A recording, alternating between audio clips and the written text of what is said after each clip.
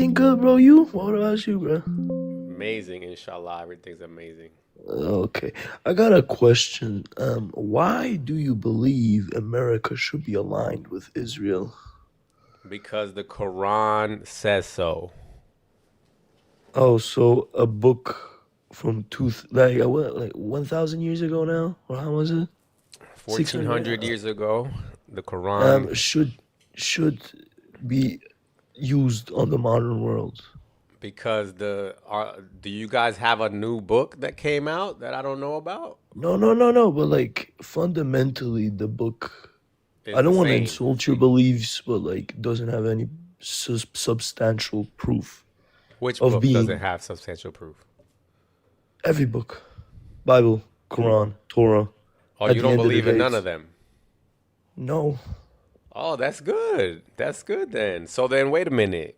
So you're secular. You don't believe no gods, no I'm Bibles. agnostic. You're agnostic, okay, but no No, books, not nothing like that. agnostic, gnostic with a G. Gnostic. Okay, what does Yeah, that mean in your case? agnostic is like you know how the world is imperfect. Hmm.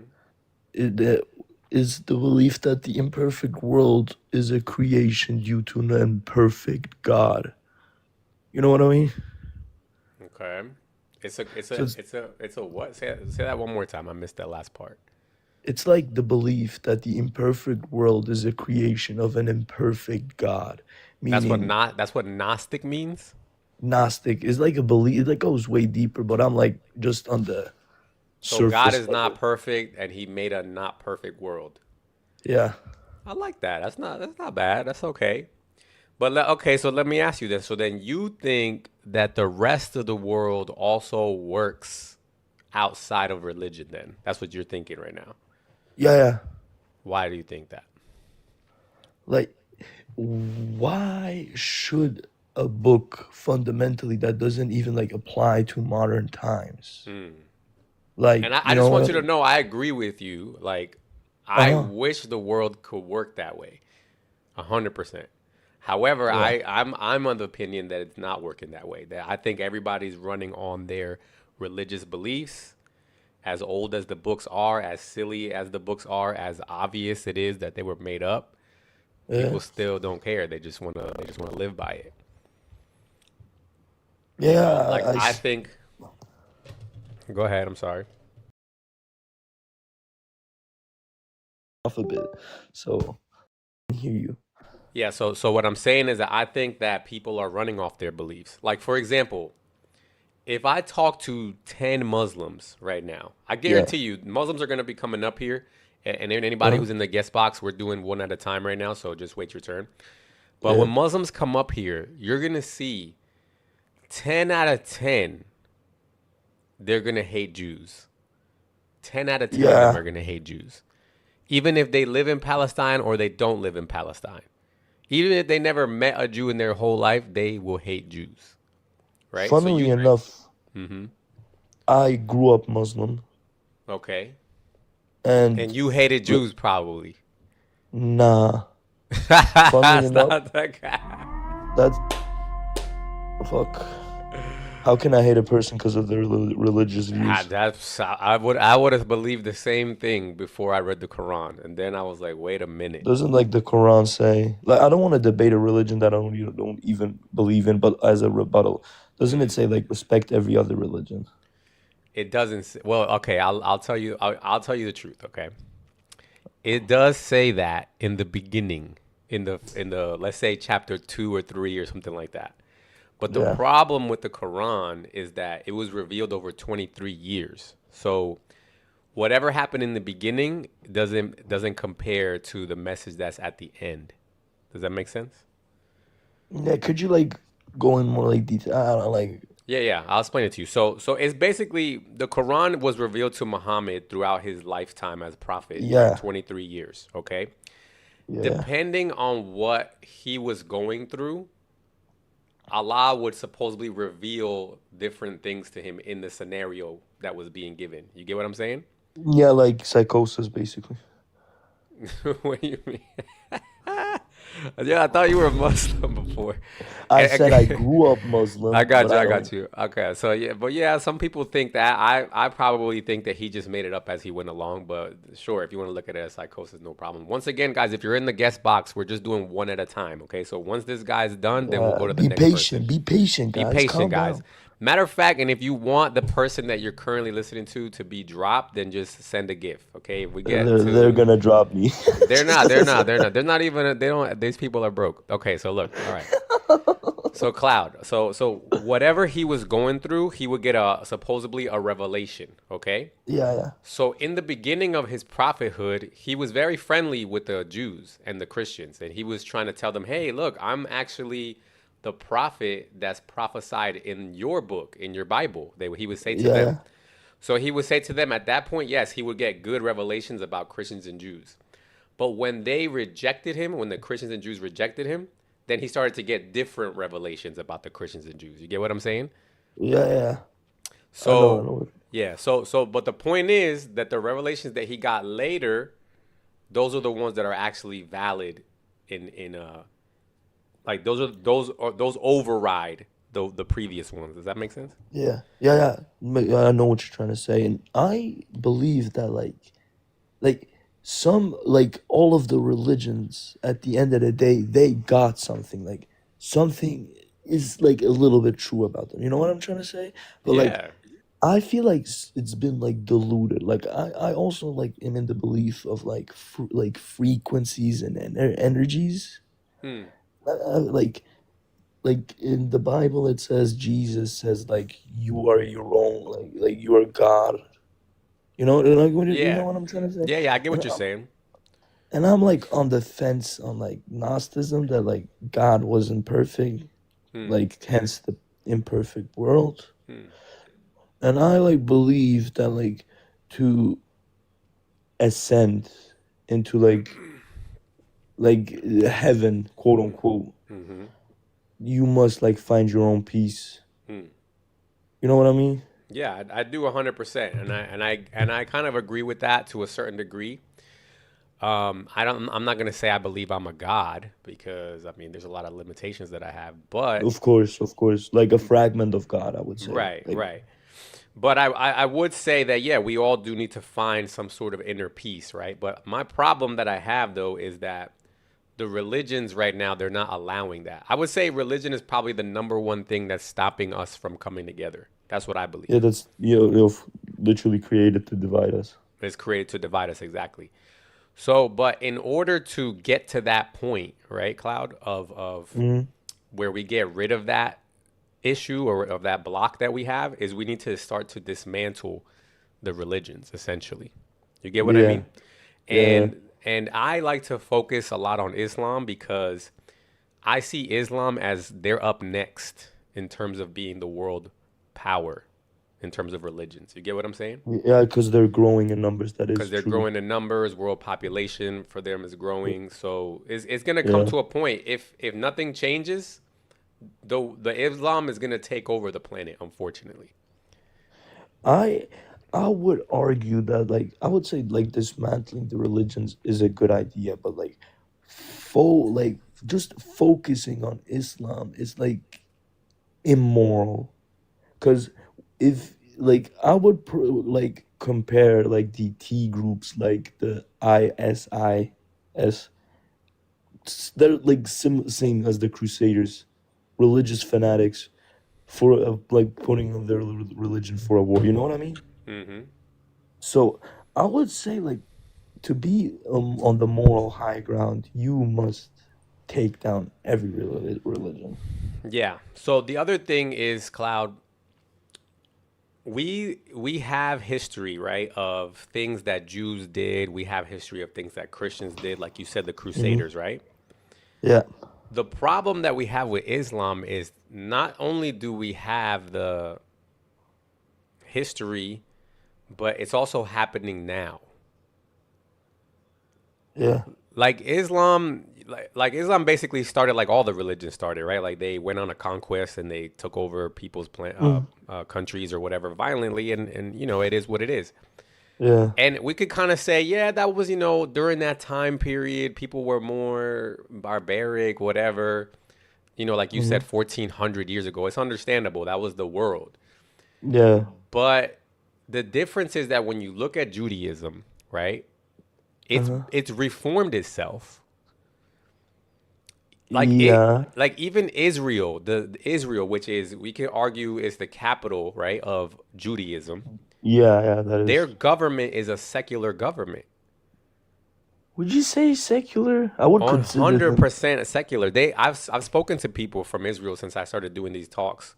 Yeah, They yeah. tell me they have you. There's Arab Muslims inside of their government. Yeah, yeah, that is true, but You, like the government, as in like there's also footage of a rabbi telling Netanyahu to like bring on the Messiah and like bring on the end yeah, yeah, times. yeah, yeah. It's what I'm trying to say is this. It's like in America, right? In America right now, the president of the United States and the Secretary of War, Pete Hegseth, for Mm. example, they're always Yeah, talking about, this is a biblical war, whatever, yeah. whatever, right? But would you say America is a secular government, or would you say it's like it's a theological government, like a what do they call it, a theocracy? I would say at like at the moral standpoint, it would be like a Christian country, but as state wise, it should is actually like secular It's because there's secular. also Muslims, Jews, like Bernie Everything, Sanders, for example. everything. Oh, what happened to him? He got dropped. How did he get dropped? What the heck? All right, sorry, buddy. But if you come back up, I don't know what happened to you, but I'm gonna get the next person. We got Chuck up next. Chuck, welcome to the panel. And once again, guys, hit that like button for me. Also, tap the screen. If you're on YouTube, get the super chat if you want to ask a question. Go ahead, boss.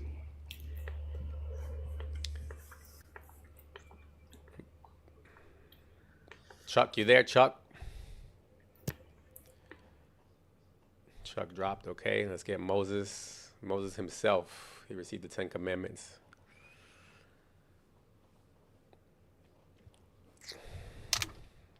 Moses.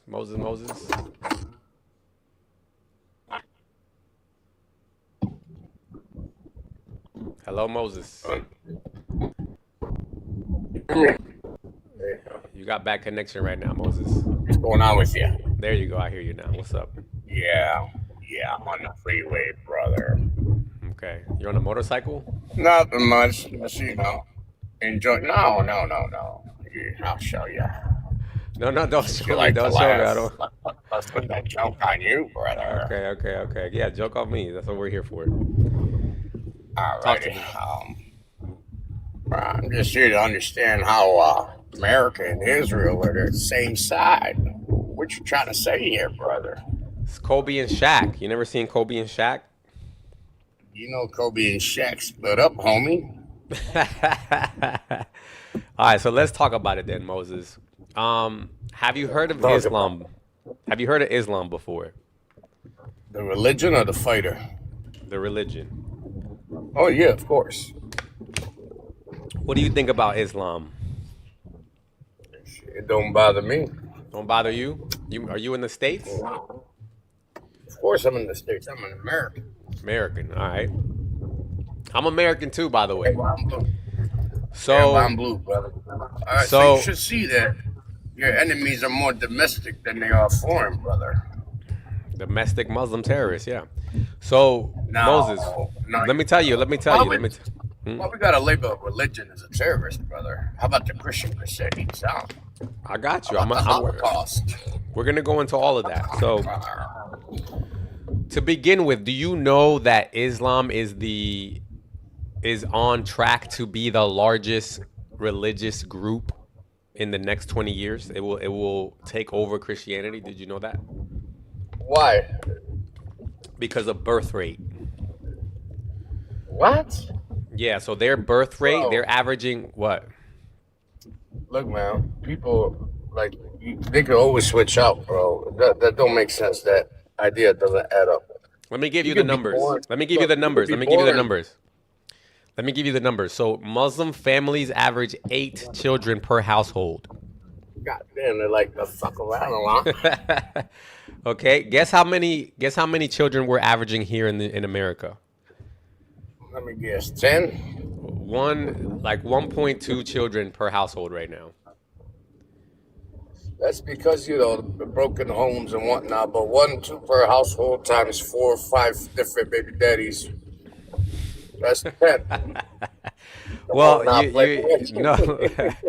So we do have certain people who are having lots of children, right? But what I'm saying is when you count all the people who are also having no children, because that number is going up. The people who are having no children, that's going up.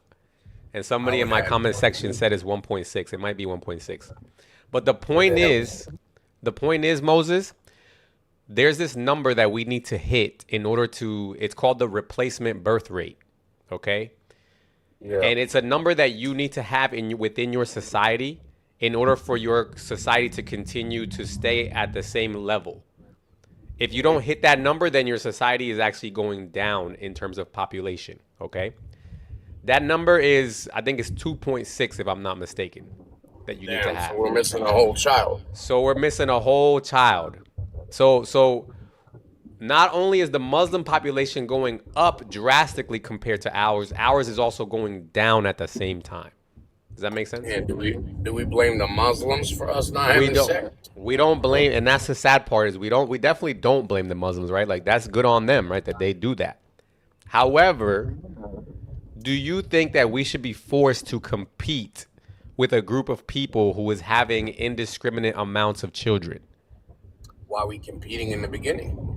What's there to compete about? We shouldn't be competing. That's my point. Yeah.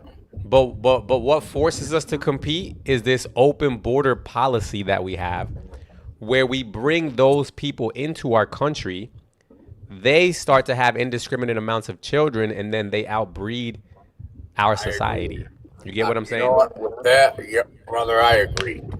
As an American, yeah. But listen, that's not people's fault. That will be your politicians. That's the politicians, correct. Now, more domestic enemies than foreign. Correct. Now, my point is this, because I don't see a solution, right? I'm trying to figure out, we've been arguing with our politicians. We voted in Trump. It's still nothing is happening, right? The Democrats are sitting there trying to get rid of ICE. They're defunding ICE. ICE can't even do their job, right? So the reality is this not going to change. I mean, look, bro, it would change if the system wasn't corrupted in general. You cannot go after people when you're corrupted within. Right. If you want to cleanse the system, you got to start within and then expand out. That's how it usually happens on everything. You start within and then you expand out.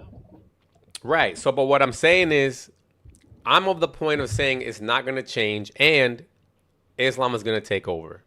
I know a lot of people don't like to hear that.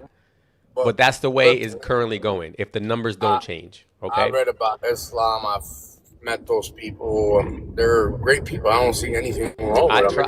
I have Muslim friends too. I'm not saying that. What I'm saying though is that their book, whether we like it or not, their book actually says to fight. To fight the Christians and the Jews. Nah, you're wrong. No, I can, brother. Literally, look, Moses. I want you to do me a favor after this live. Just Google Quran chapter 9 verse 29. Okay. Brother, that's Surah Al-Ahzab. I already read the whole Quran. Perfect. So if you know it, then why are you saying I'm lying then? Well, because your translation doesn't add up to the actual translation. Well, what does your translation say? Well, it says something about like people that are enemies of God. The enemies of God. No, it specifically calls out Christians and Jews. So it says, let me tell you what the verse says, because I know the verse. I've been having this talk a long time, okay? It says, fight those who do not believe in Allah, nor his messenger, from the people that have been given the scripture. Beautiful. Pause right there. Pause right there. No, pause right there. Who are the people? Who are the people that were given the scripture? I'm about to help you here, brother. Listen. And Muffin Dude is absolutely right. It says unalive the people that don't believe in God and his messengers, right? Right after that, what does it say? What's the very next I sentence don't after know. that? I don't got that shit Okay, and I'm memorized trying to that way, tell you, bro. it says, those who do not believe in Allah from those who have been given the scripture. All That's the right. point So, there. So now, when from a Muslim paradigm, what group of people were given the scripture before the Muslims? the Jews and the Christians. Thank you. You see? And then right after that, verse 30, it goes on even further to say the reason why he wants you to fight them is because he says, because the Jews take Ezra as a son of Allah, and the Christians take Jesus as the son of Allah. So he's very, very specific on why they want to fight those groups of people. So it's very funny to me when I see a Muslim complaining about this American Israeli alliance when it was created by Muhammad himself. Here's the thing. America didn't exist at Muhammad's time, bro. What's wrong with you? Say that again? America didn't exist on Muhammad's time. No, you're 100% right. But as you understand, America was created as a Christian nation initially, right? No, you're wrong again, bro. The Wrong Constitution. again. Yes, the Constitution of the United States does not mention God once. My Come on, bro. brother, okay. Bro, This I'm a I can Christian. tell you're actually a Muslim, right? You're actually Muslim, aren't you? I'm a Christian, bro. I believe in Jesus. Jesus is my Lord and Savior. And You're, I'm telling you, you used to be bro, Muslim at some point. Something happened because no, every argument you would bring right now is a Muslim argument. I spent a Every long okay, look, time let's put it this way. before we We fought. Here's we the thing. You're making me a Muslim, but here's the thing. When you spend time with people that you're actually fighting, you start wanting to question and learn about them, right? A smart man would at least do that. That's what I did. I read their Quran, I read their books, I read the Torah, I read it all, bro. It but all makes sense. but Moses, you already just showed me that you misread Quran chapter 9 verse 29. You clearly don't have an understanding of it. My understanding is different than your understanding. It doesn't mean that I misread. I'm talking, bro. My understanding. Do you know what a tafsir is, for example? Yeah, I guess it's a translation or something like that. No, the tafsir is the scholar's opinion about a verse. The scholars are explaining the verse, what the meaning of the verse actually is. When you read the tafsir of that verse, it tells you exactly what I'm saying. I understand what you're saying, bro. But what I'm saying is there's good and bad in all Do things. me a favor, Moses. Look, just stick around. Look, just stick around, okay? Stay here. Don't go nowhere. I'm dropping you for now, but I'm gonna try to bring up. We're gonna bring up. Listen to when the Muslims actually come up. They're gonna show you what they actually mean. Hello, RP. Hey, what's up? What's How you up, doing? man? How you doing? I'm good. How you doing? So earlier you mentioned the allegiance between Israel and the United States, and I think you were saying something like their allegiance makes sense because Muslims have identified both of these groups of as enemies, and so therefore we must band together. Is that correct? Bingo. Okay, so I think that's a gross oversimplification of the whole thing here. Do you now? Okay. I Wow, do. I do. shocker. Okay, so for one, America is in financial servitude to Israel, and not Israel, not the state of Israel, but rather organizations around it. Do you know how our money's printed? Yep, through the banks that are controlled by the Jews. What's the problem?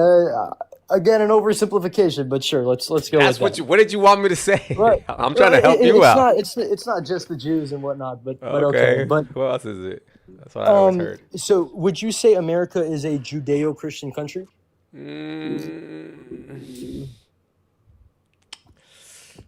I don't know. I don't know what trap you're leading me with that. I'm not going to answer that one. No, there is no trap. It's just you have Judaism, right? So they believe their Messiah is going to come, right?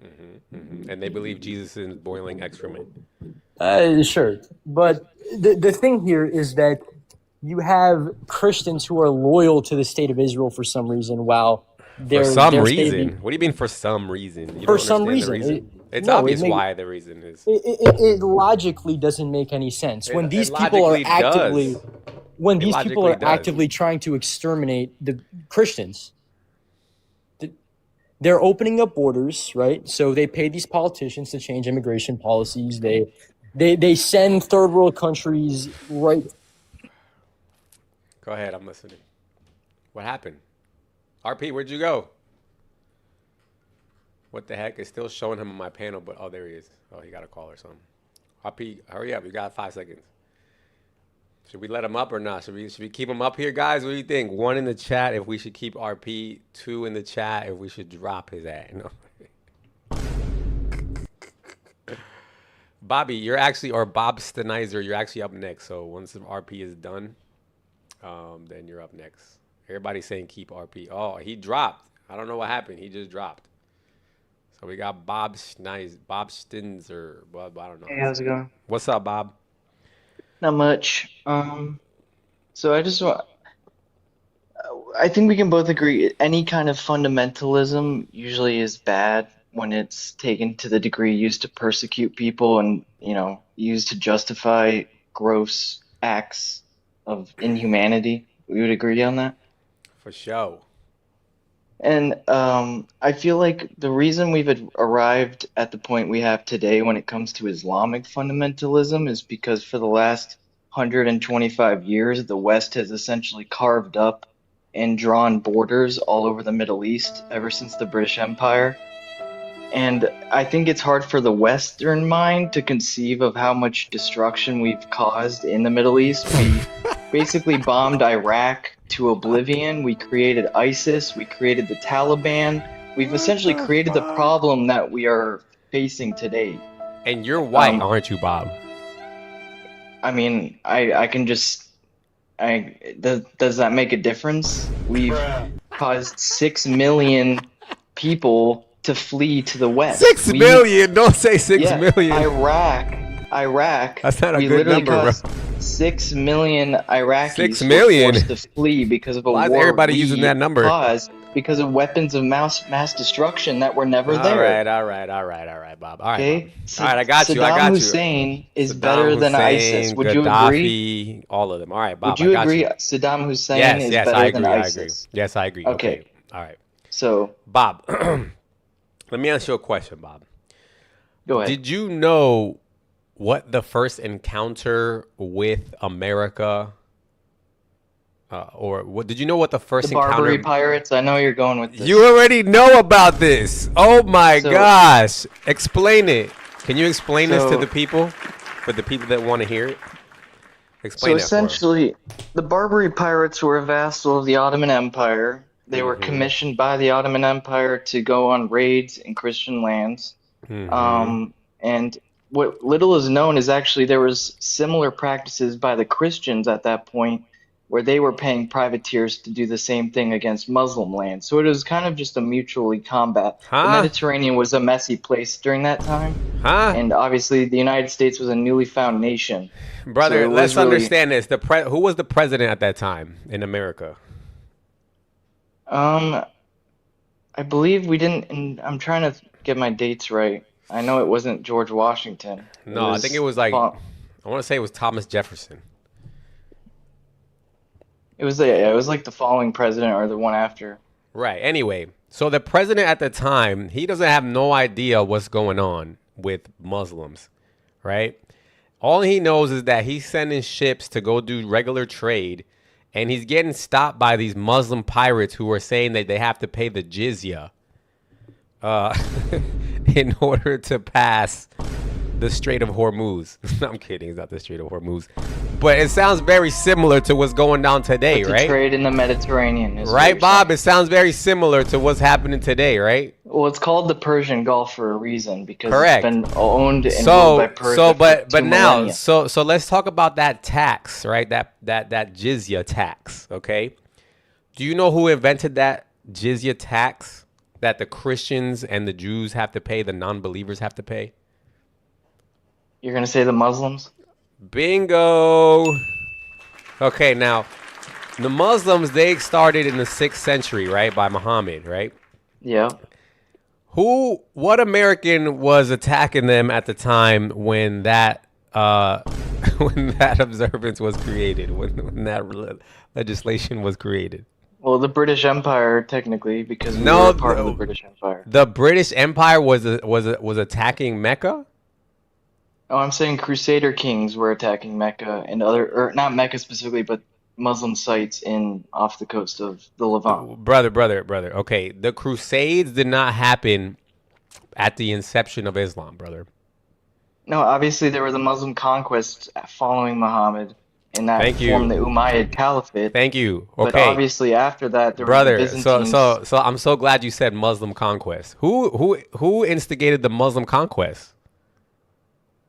I mean, this obviously was during a time of religious fundamentalism. I mean, Oh, so wait a minute. So Islam started as fundamentalist extremists? so did Catholics and so did Eastern Orthodox. They were Wow, all amazing, brother. fundamentalists. Okay, perfect. So in that All of them inception, were fundamentalists. no problem. But in that inception, they created this system of jizya where they have to tax the non-believers. And they specifically say in that system that it's applied for the Christians and the Jews. So my Okay. question to you is, if we have this rich history, right, where the Jews and the Christians are being And grouped. do Jews pass interest loans on non-believers they deem Let's talk about non-believers? that. Let's talk about that. Let's talk about that. Why is it that Jews were put in charge of charging interest through basically loans? Why was that? Why did that happen?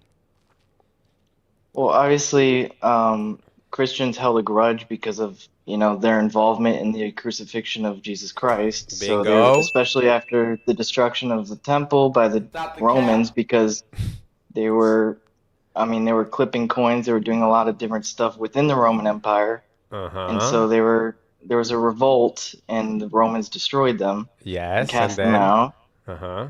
And then they kind of lived in a sort of slum state in European cities Okay. as second-class citizens. I mean, I don't know what you expect Okay, me to so say. the Jews, okay, you got so far we're halfway there, because the question is, how is it that the Jews came to be the ones charging interest through loans, okay?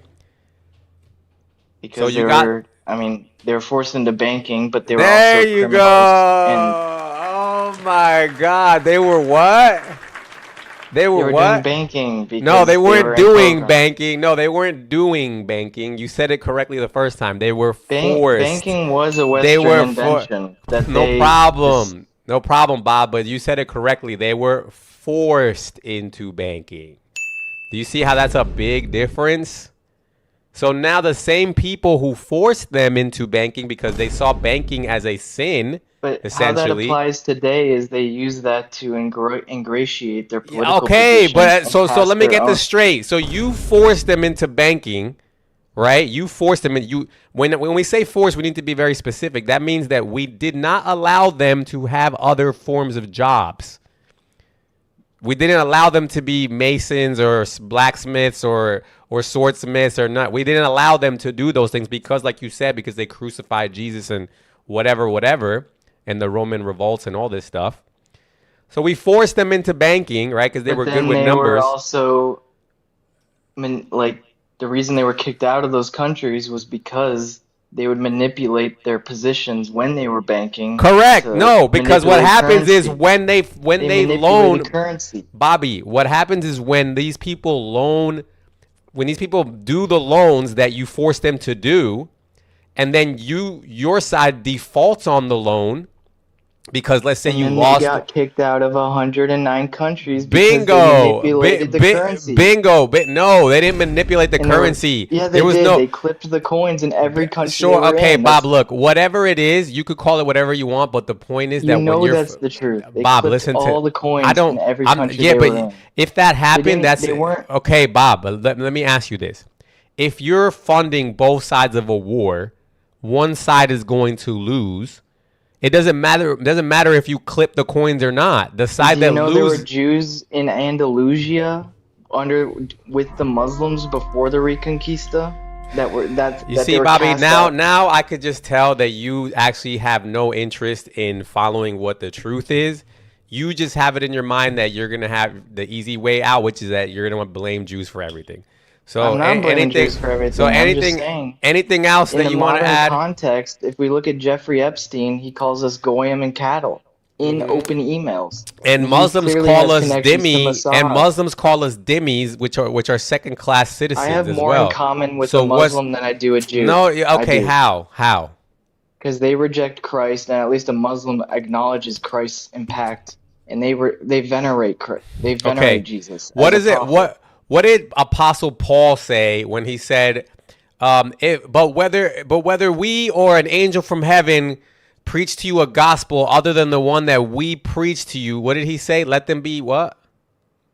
I don't know, but all I know is a Let Jew them would be reject that. eternally A condemned. Jew would reject Okay? that. Now, let me A ask you a Jew would reject question. that. Let me ask you a He calls last you an idol question. worshiper. Yeah, let me ask you one last question, Bobby, and I'm going to drop you now because I see you have no interest in the truth.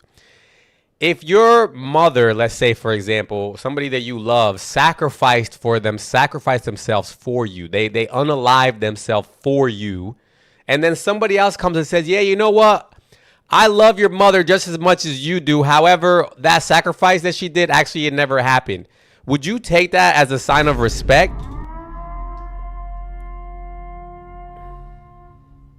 We got Mo up next. Mo. Oh wait, I was actually really looking forward to hearing the end of that.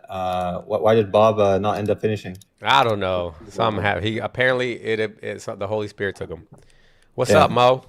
yeah. I thought he made some really good points. I mean, some of the stuff I didn't agree with, but God bless him. Like he really is, in my opinion, on the path to truth. For me, I don't want to get into the religious aspect of it because it seems like you definitely have a bias in that regard. For me, it's just a matter of I just have a really simple question for people that do the lives like you do because it seems to be very very common, I would say, especially after the acquirement of it by Larry Ellison. But that being said, also this whole like laughing Yo, at your yo. guests and using sound effects. I don't Oh God, understand what the point of that is, but that's yeah, to there you make me go. laugh. That's to make me laugh, Mo. Well, Go as ahead, long as keep you're having a going. good time, brother. Wait, are you Anyways, an actual Mo or are you not a real Mo in this case? actually, believe it or not, my name is like my full name is Moses. People just call me Mo. You're the second Moses. Okay, what's up, Mo? Yeah, I know. I saw that guy earlier too. That guy was. You have been having some pretty base guys. It's unfortunate we can't, switch you Apparently, over to the side of the everybody's light. base lately. Apparently, Yeah, yeah. So just a would quick you thing. would you say that my position is in the majority or the minority? I would say the minority, and that's actually it has to tie in with the question Okay, as well. okay. Just making sure. So you clearly believe that like basically we are allies with Israel, right? 100%. All right, Alhamdulillah. awesome. So that being said, do you think that America is a democratic nation that we should operate on the will of the people and what the people want? Yes or no? Hell no. Hell to the nah. Oh, okay. Then that's I guess pretty much it. So I you just hold think we should be a I hold the dictatorship, same right? position as no. I hold the same position as George Washington. You know what I'm saying? Which is Did you think George Washington? Excuse me. Did you think George Washington believed in following the will of the masses? I don't know enough about that, but just, can you elaborate on that real He quick? Because we didn't. live in 2026. We're not in the Yeah, I 1700s know. right now. So. I know we live in 2026, but most of the times, like when people are making these appeals, they're going to like, what are the founding beliefs of America, right? So I'm It trying to doesn't. let you. What is Huh? America now? America now is No, the will of the America people. now is turned into a liberal dump hole, which is unrecognizable to what it was in the beginning. So what's your point? That's why the movement is called Make America Great Again, because it's currently not So, great. so just to clarify, if a majority of Americans, statistically and factually Correct. speaking, Let me ask you oppose the about the war, majority of Americans, Mo. Do you believe the majority of Americans are below or above the average IQ? technically it's above because we're not a third world country. And that's all right. Go ahead and let Mo, it out. listen to me, Mo. Do you believe in like I don't even know if I want to get into all this stuff. Just to answer your question, no, I don't. I do not believe that we should be following the rule of the majority because my stance is that the majority, unfortunately, does not. They don't even care enough to follow like what's really going on in politics and science and in any important regard. So the fact that over 70% of Americans oppose boots on the ground, and we're about to send boots on the ground in Yes, Iran, I don't you're doesn't saying affect me. that you're saying that I think that we a should send boots on the ground is what you're saying. yes, I think that Oh, okay. I think that a practical leader, the president in this case, should ignore the majority because of course. Do you believe that Trump has an above average IQ? Let me Speaking ask of you this, IQ. Mo. Of course I do, but let me ask you this, Mo. Really? Yeah, let me ask you this, Mo.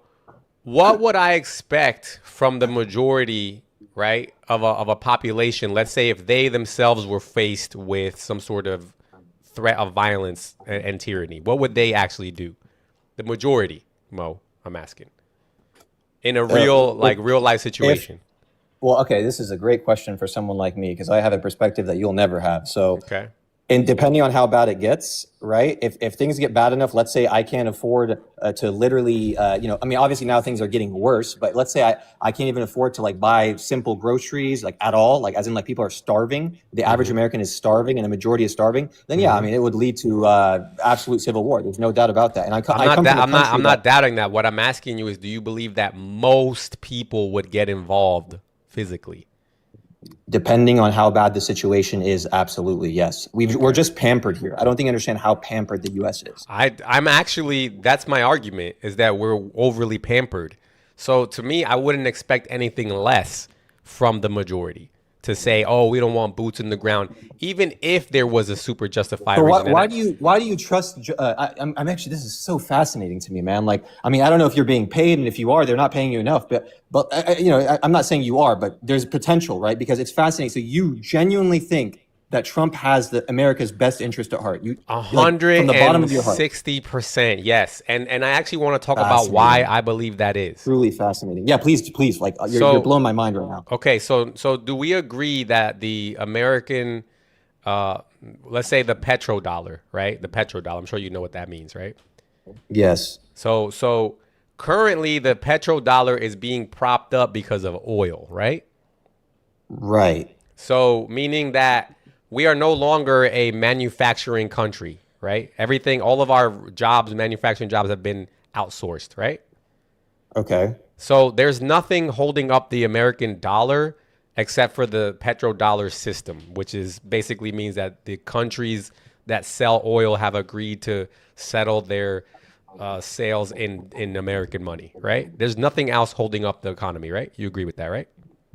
I don't know enough about the economic side of things to fully agree or disagree with that, but yeah. Well, you have to understand that. So there's nothing else right now as it stands. America is in so much debt, and the dollar is so inflated. Why do you think we're in so much debt? Do you think the Afghanistan, Iraq, Vietnam? No, it is because of all that and whatever. But the point is, this is where we are now. So, brother, hang on. You can't just like whatever because what do you want to talk? Okay, what do you want to get out of that point? So what I want to get out of it is like, basically, right now we're going to war in Iran, right? And in 10 years from now, we're gonna. Mark my words. I'll bet my entire soul. Brother, but you're not taking into account in 10 what years, you're gonna do. We're gonna say. One second. I understand. Yes, you're right. In 10 years, we're gonna say, "Oh my God, we shouldn't have done it. It's gonna be like another Iraq." That's only that. That's and only. And then we're gonna say, "What are we gonna say?" We're gonna say, "You know what? But guess what? It was a mistake. But I promise you, this time we need to invade Turkey." I'm gonna tell you right now. I'm gonna tell you right now. There's a 50% chance of that happening. What you're saying, yes. But that's under the assumption that if this happens, if this war continues, that we get absolutely nothing out of it. Then what you're saying will happen. However, if when this is all over, it's called the Strait of America, right? If it's called the Strait of America and no longer the Strait of Hormuz, then we'll get a whole lot out of it.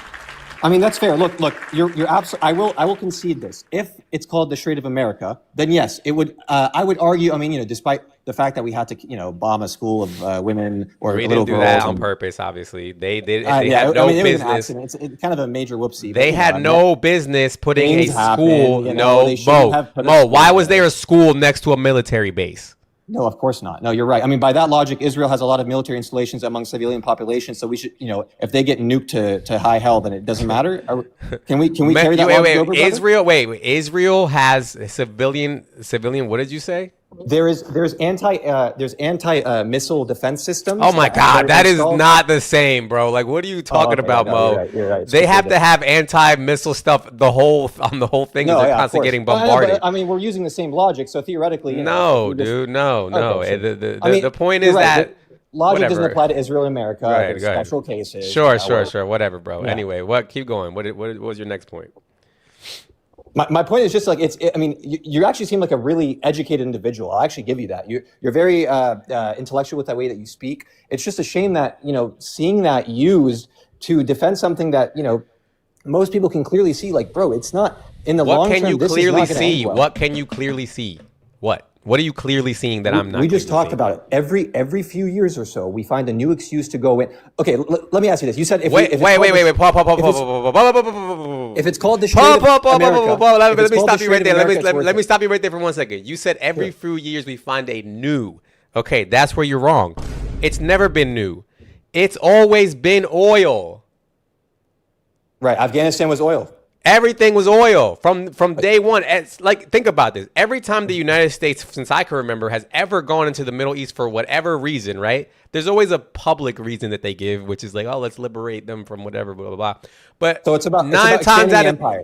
correct, because but 9 times out of 10, And you think it's okay to expand the empire at 1,000%, yes, because despite the just loss like of life? no, okay, Mo. Let's see. Look, now you're pulling on the heartstrings again, like. Mo, No, because Mo, here's Mo, the reason why. Is Russia expanding their empire?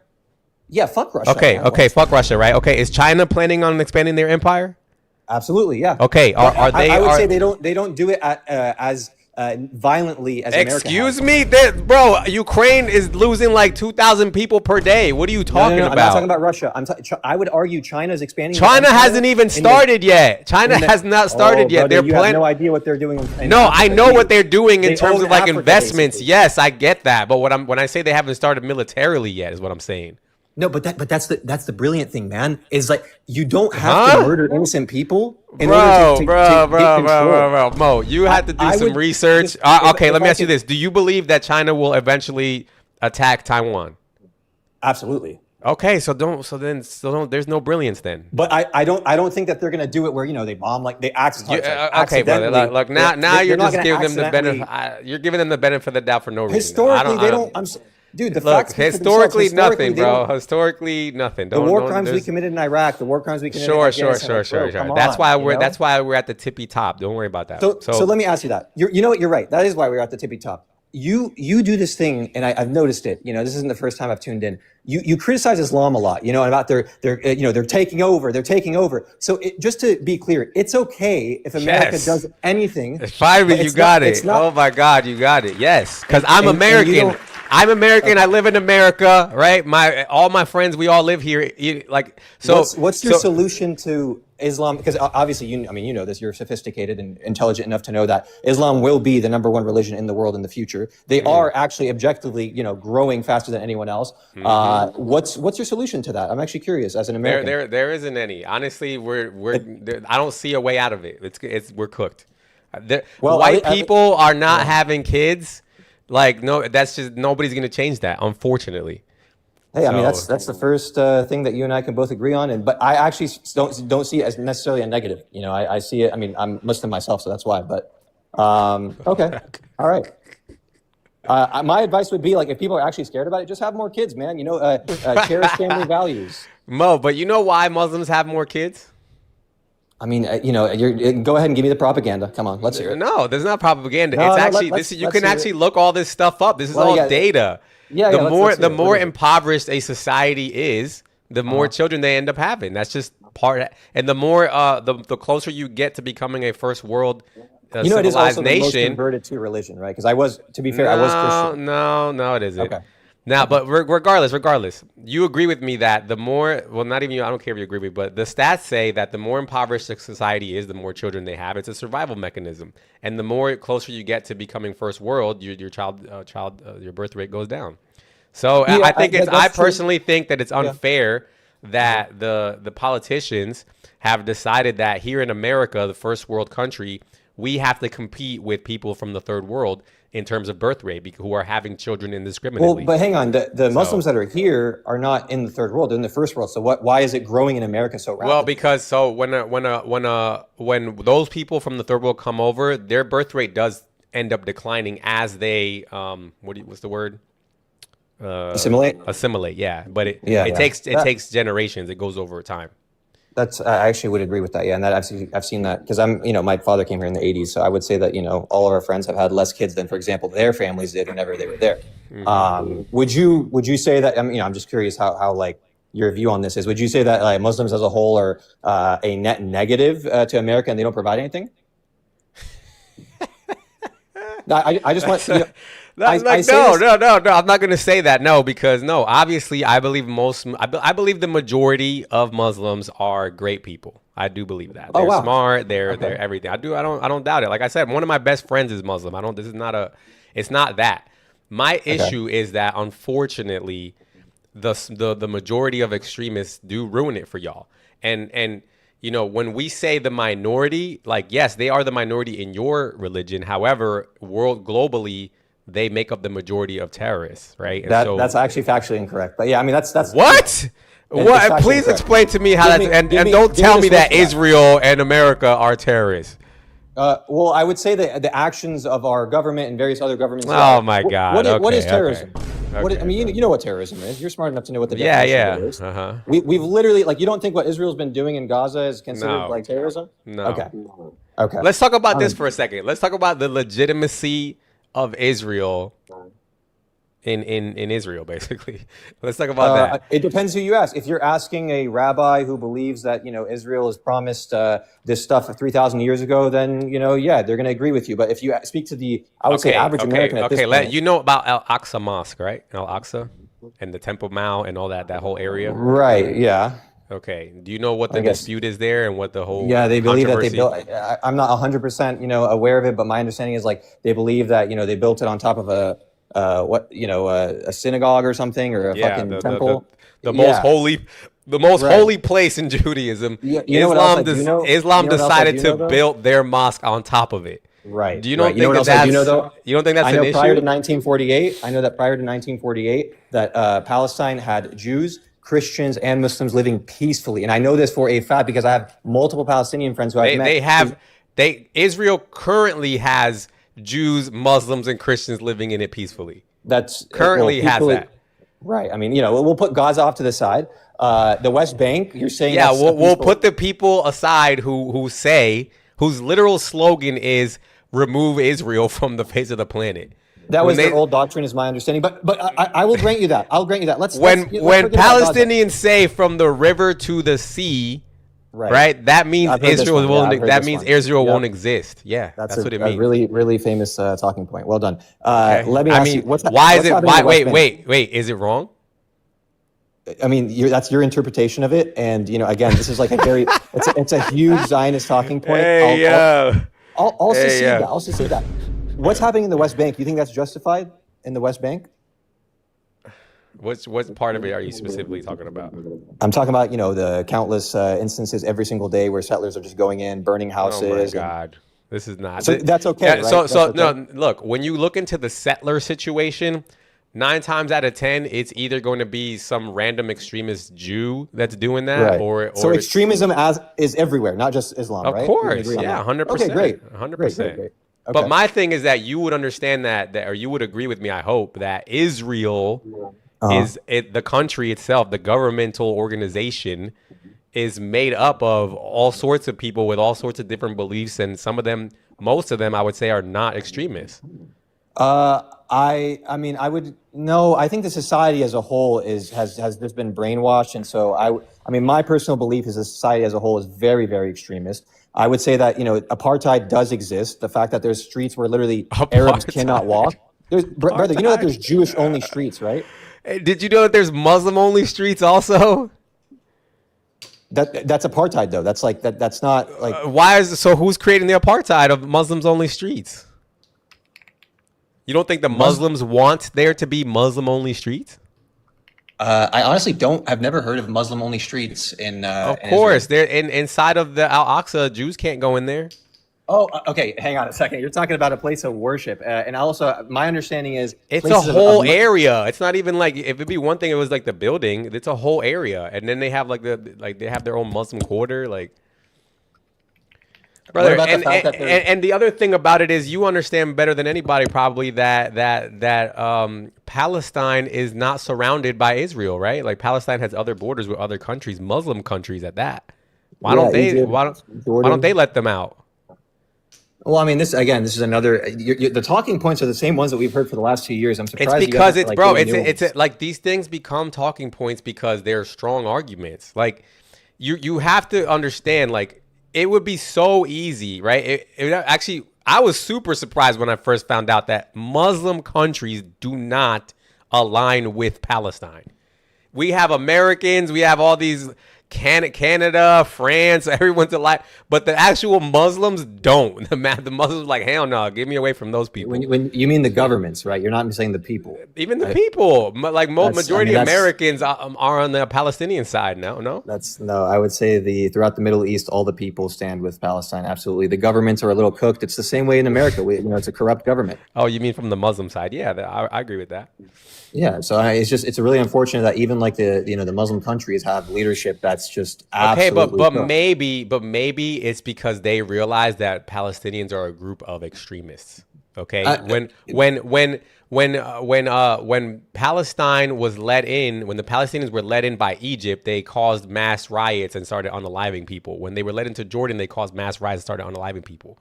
When they were into Lebanon, they started mass riots and started unaliving people.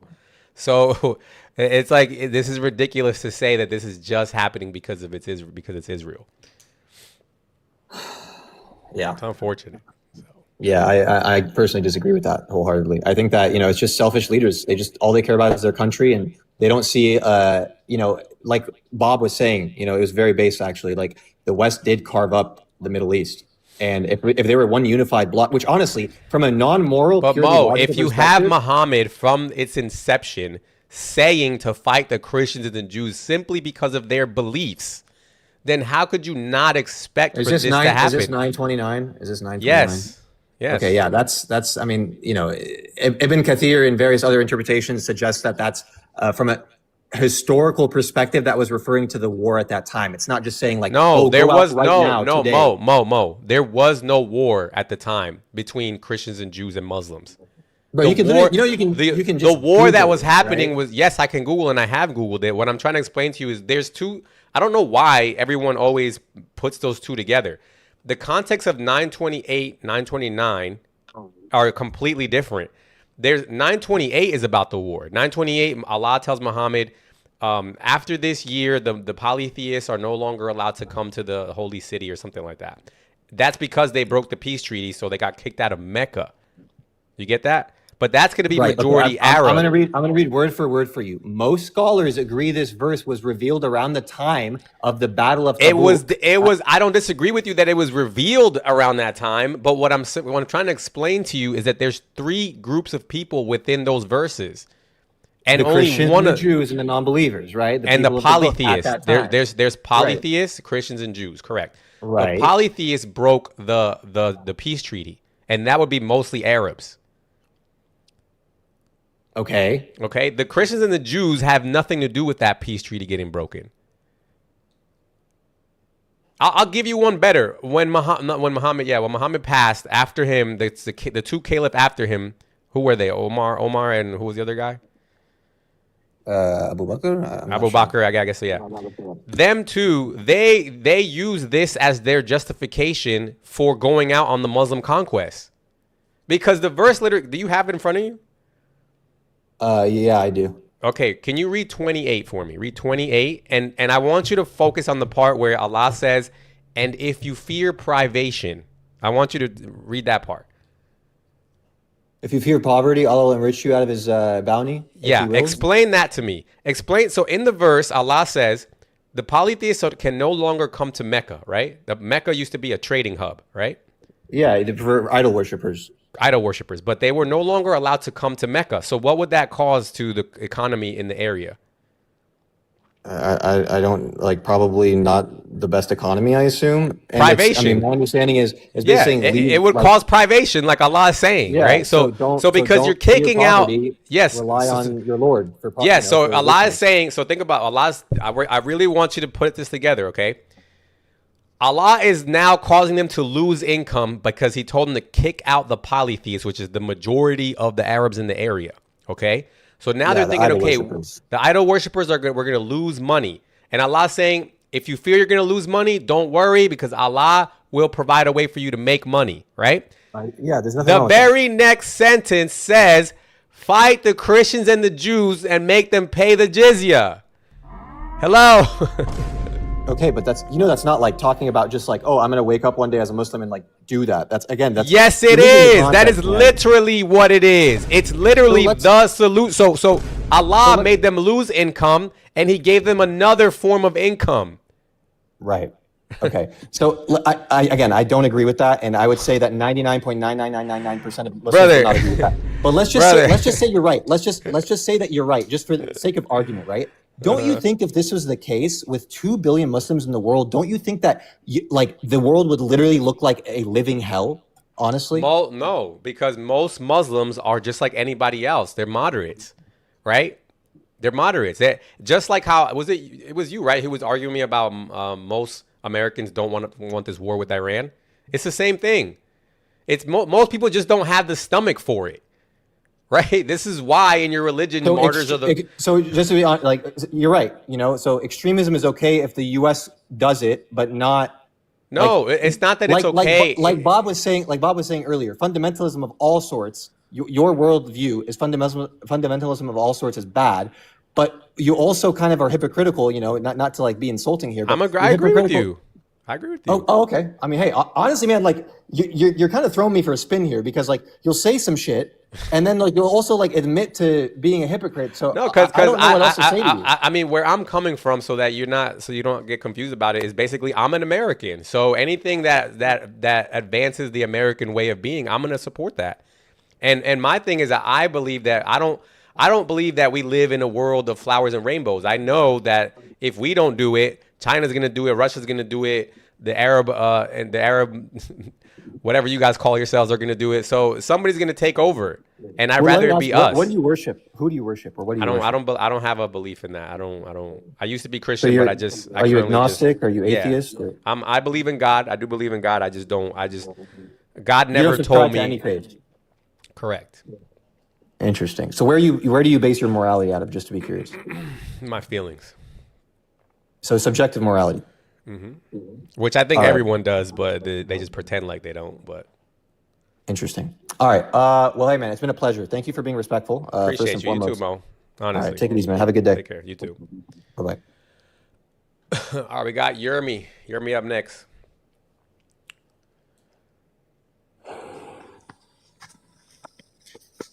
What's up, Good Yermi? morning or good evening Uh-oh. Where's that accent from? from Israel. I'm Jewish Hey, W Israel Jews. What's Yemenite. going on, God Yermi? bless Israel. God bless America. Yes, God sir. bless all the good people in the world. Hey. The religions it's on your shoulder. Don't put your religions in another person. You need to believe in your religions. It's your problem. It's your religious. I don't go inside to your religious. I want to talk with you about something that happened in Syria. I don't know if you hear about it. Syria? You know Syria, yeah. You know the Druze people? Yes, I heard about him, yeah. You heard about them? They are the very good people in the world. This is the flag of the Druze, you see. I'm a Jewish, and I put in my house this flag because they are very, very good people, smart, don't like wars, never fighting with anyone. Yeah. And one day, the Islam that they helped them when the regime in the area, it was Assad, want to unalive a lot of people of their our neighbors of this city. They let them go to the house and give them a food and help them and give them a shelter and everything. Yeah. And what happened in last July, the same people go inside this city and unalive 4,500 Druze people and kidnap 800 children and like 7th of October in Israel and more than that. Yep, Yermi. And why did they do that? Were the Druze trying to conquer them, or did they have them in an apartheid or something like that in Syria? Druze never threat anyone, and they do the same to the Christian in Syria. They burn churches. They like like you talk about that before, about the jizya. They want to take control. They want to other people be under the Islam. And these people, they are Druze. They are have believe in one God, and not more than that. And most of them go to college. Very, very smart people, very honest people. You know. Jeremy, And so we they have never we have this border with basically. I like to say we have a border with Islam in several different areas, right? Like we have the border between Palestine and Israel, right? And yes. there, the Palestinians, they always have this excuse that the Israel has them under apartheid and it's not fair and they're trying to subjugate them, whatever. So they make up an excuse why they attack Israel. But then, like you said, we have places where they don't have that problem. They're in Syria, like you just said, and they go there and they attack the Christians and the Druze, right? Then we go to, let's say we go to India, Pakistan. The Muslims and the Hindus there also, they want to fight each other all the time, right? Then we go to what happened in Sudan. What happened in Then we Sudan? go to Sudan. Then we go to Nigeria, right? Every single place where Islam is in the border with another group of people, there's always mass violence occurring. And when you look at those other countries, they're not an apartheid state. They're not bothering the Muslims. They're not taking them over. They're not doing anything to them. I want you to show my I want you to see my face. Look, I look Arabic. I'm Yemenite. Okay, I'm Jewish, and I have a lot of friends in the West Bank. A lot of friends, and before 7th of October, I have friends from Gaza, even from Gaza.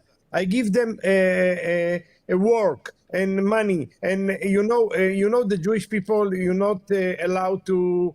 How you say cheating and money? You need to pay him exactly what you close the deal with him. You never if you say per 500 a day, you need to give him 500 and more.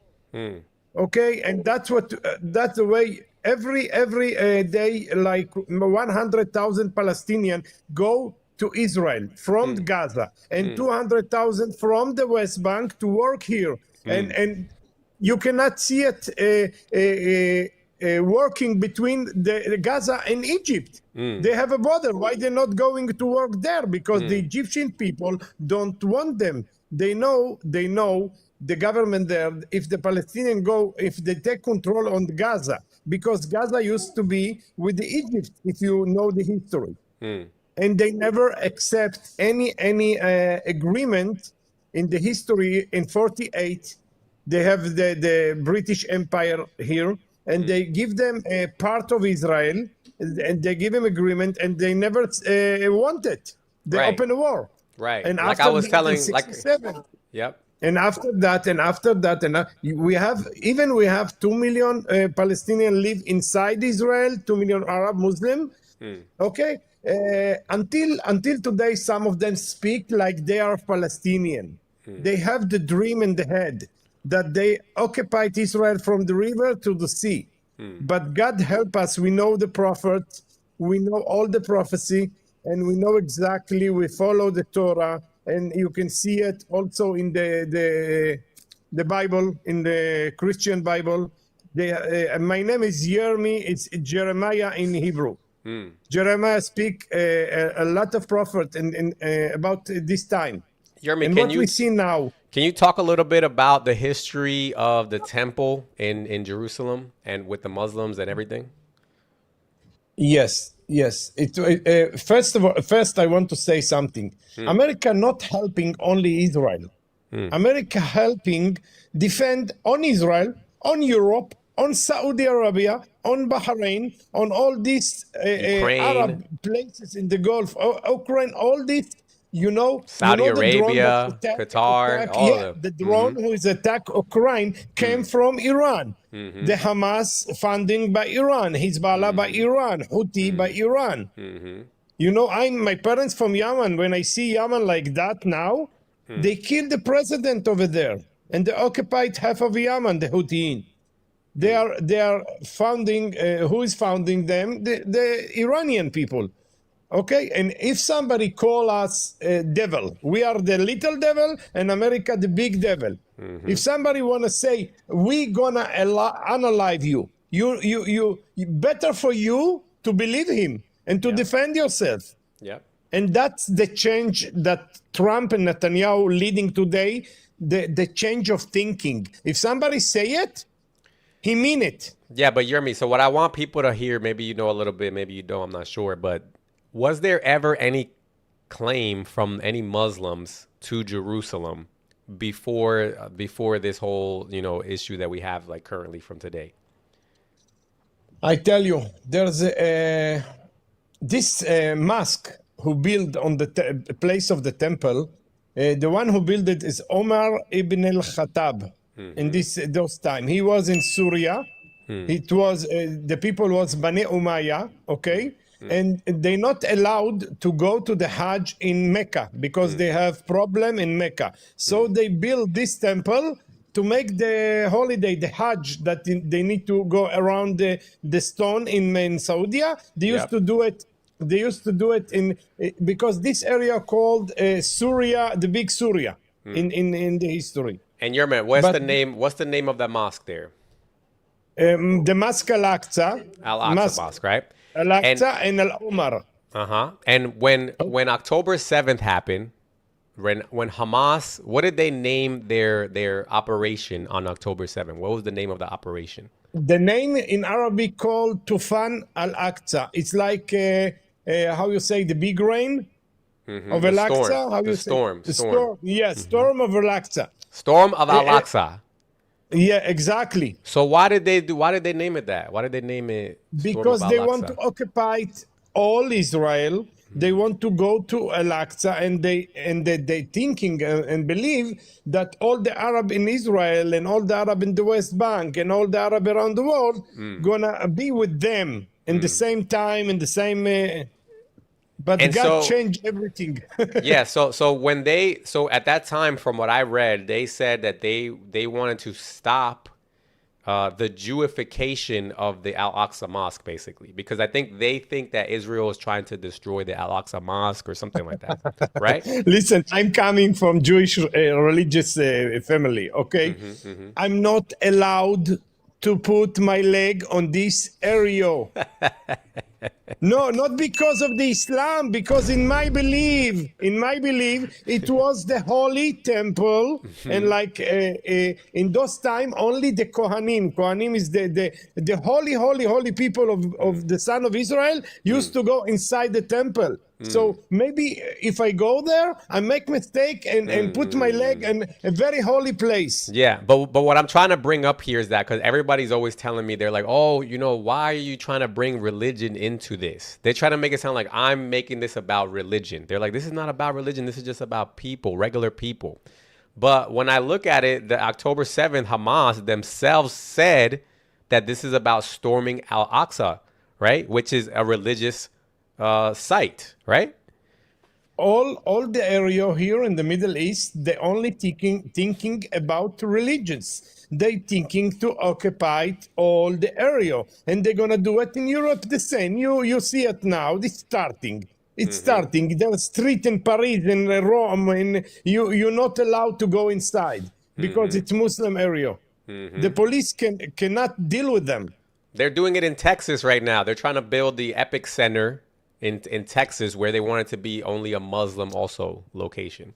So that Muslims basically do this wherever they go. Go ahead. I grow up on all of the history of America. I love America. I never been in America, but I love America because I growing up in all the movies, in all the history, in all the president, and Hollywood. So I said, okay, if they occupied you, you can erase Rambo, you can erase all the movies, you can erase Chuck Norris, you can erase everything. You understand what they're trying to occupy you? They have 5 ways to occupy it and to put the Sharia law. One way is to bring a lot of children, okay, to lie. They allowed to lie to another people, not from Islam. They allowed to steal from you. Okay? you ask them why you steal. He said, okay, he's a Jew, he's a Christian, I don't care. Yeah. Because in the religions, if you do it to somebody else, they call them kufar. Kufar is not believing because you not believe in the same prophet. It's not like the same, you know. I'm not believing Jesus, but I respect the Christian people. And the Christian people don't believe in my way, but they respect me. Most of them. So if we can, I can, how you say, I can get along with the Christian people, and the Christian people can make life with us. But with those people who think about you from the morning until the night that you are kafir, they need to analyze you, or you pay the jizya under the soft. It's Arabic. It's safe. Yeah. Okay. It's crazy, and all the time, you know, when I go to the West Bank, this guy talk about the West Bank. He don't know anything. I used to go there. 99% of the West Bank want Israeli ID. You believe it? 99%. If you ask them, they say, I want a blue ID. Blue ID is the ID of Israel. Okay. Israeli passport. They want Israeli passport. But there's two reasons. One reason is to work. The other reason is to be more than the Jewish in the same land. Okay, because if you put more 2 million, okay, to Israel, they're going to be 4 million. And more, I don't know, 15, 20 years, they're going to be more than the Jewish and the Christian. And I want to say to the Christian people, you need to visit Israel. You need to go under the mosque. They have a history, archaeologic place. I saw that recently with the. It's something amazing. You can see that not the building is so old. Okay, and you have archaeology today. You have historians that talking about it. You cannot keep lying and lying. I hear Muslim people say that Adam built Al-Aqsa. How Adam built Al-Aqsa? How King David built Al-Aqsa? And they take all our prophets, okay, and they make them Muslim. When I tell them that Jesus was actually a Hebrew guy, he was a Jew, and he was between the 70 smart people of the Israelis. But he go in another way, he suggests another way, but not all the people agree with him. Some of them follow him, some of them was against him. Yeah, I get that. But he was a Jewish. And I really, really want all the people come to visit. And when you can see it in your eyes, you will understand how we live in Israel: Muslim, Jewish, Christian, Baha'i, Cherkess, all the religions in a land like New Jersey. Yep, I agree. And Jeremy, I invite you. Jeremy, I appreciate you, man. Thank you for coming up, man. Thank you, man. Thank you. Good night. Take care. Good night. All right, let's get the next person up here. If anybody has any questions, go ahead and come and put them in the chat. We got Maritz up next, Maritz. And after that, we got Selly. We're inviting Angelo Selb to come up as well if he wants to come up. Very nice Jewish man. Shout out to him. This is what you guys see. If you go back into the real world and get off the internet for 1 second, you're going to see if you talk to Jewish people, they're just nice, regular people who want to live. Maritz, I don't know what's happening with your connection. So should we let him up or should we wait some more? Or should we go on to Sally? Let's go on to Sally. Let's see what Sally got. All right. Sally.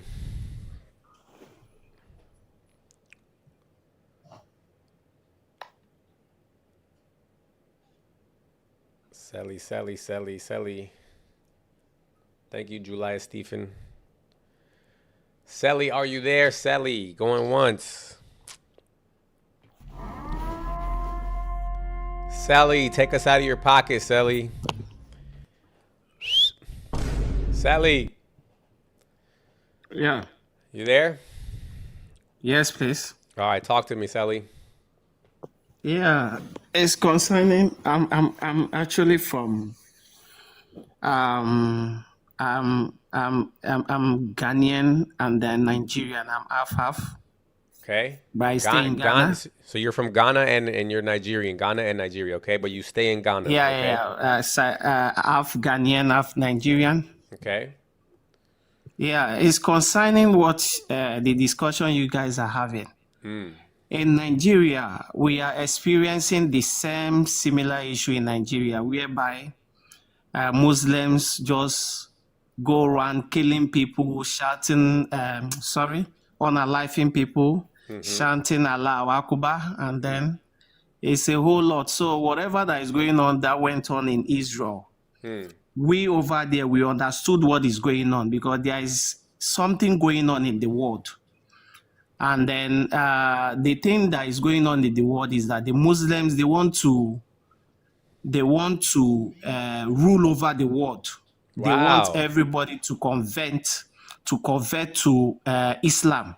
No. And if you refuse to convert, they're going to unalive you. So what they are doing over there is that they unalive the men and then they adopt the women and then mostly the women and then the children for their sexual pleasure or something like that. No, but so that Sally, is what has been going on. But Sally, didn't you know that Muslim is the religion of peace and they only attack you when you're attacking them, like in Israel? You didn't know that? That is not what is going on over there. No one attacked them over there. They just wake up one morning and then they feel like, because of in Nigeria, for instance, most of the ministers, most of the government, most of the military, they are all Muslims. And because of what is going on in Nigeria, that is why you don't see it in news. Nobody is talking about it. CNN is not talking about it. BBC is not talking about it. It's like the fate of Christianity in Nigeria is without end.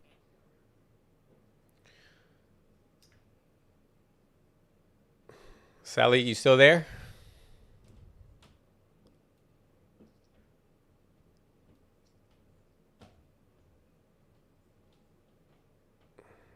Sally. Yeah, guys, I mean, look, it's just pretty obvious, right? No matter where you go on the face of the planet Earth, if it's a place that's a border with a Muslim country, there's going to be issues there. All this nonsense that you see nowadays about, oh, it's just because Israel is subjugating the Palestinians. No, everywhere you go where there's Muslim, other people, countries bordering, there's an issue. Hello, Frank. Hello. Hello. Good day, my brother. Good day. How you doing? I am fine. This last speaker that said he's a Nigerian and a Ghanaian, he's talking rubbish. I am a Nigerian. I live in Nigeria. Yes, there are killings in Nigeria, but we are having the issue of ISIS and Boko Haram in Nigeria. Okay. And, apart from other insecurities. But I am putting it to him as a fact that more Muslims die in the hands of Boko Haram than Christians. Yes, there are deaths in Nigeria, there are killings, but more Muslims are the victims than Christians. So what is he talking about? So let me get this correct. He doesn't know what he's saying. All right, so let me get this correct. So so Boko Haram is a Muslim organization, right? Well, they are brand of, yes, they are, technically. Okay, and ISIS is a Muslim organization, right?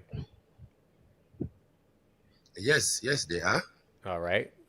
And you're saying these Muslim organizations are unaliving Muslims also? Yes. So they're unaliving Muslims and Christians. So why would that be? Yes. Why would they do that ever? Because of their aim, what they are fighting, they say they are fighting there is a lot of injustice according to them. The system operating in Nigeria is not just, so they want to bring Islamic rule. That is what Boko Haram say.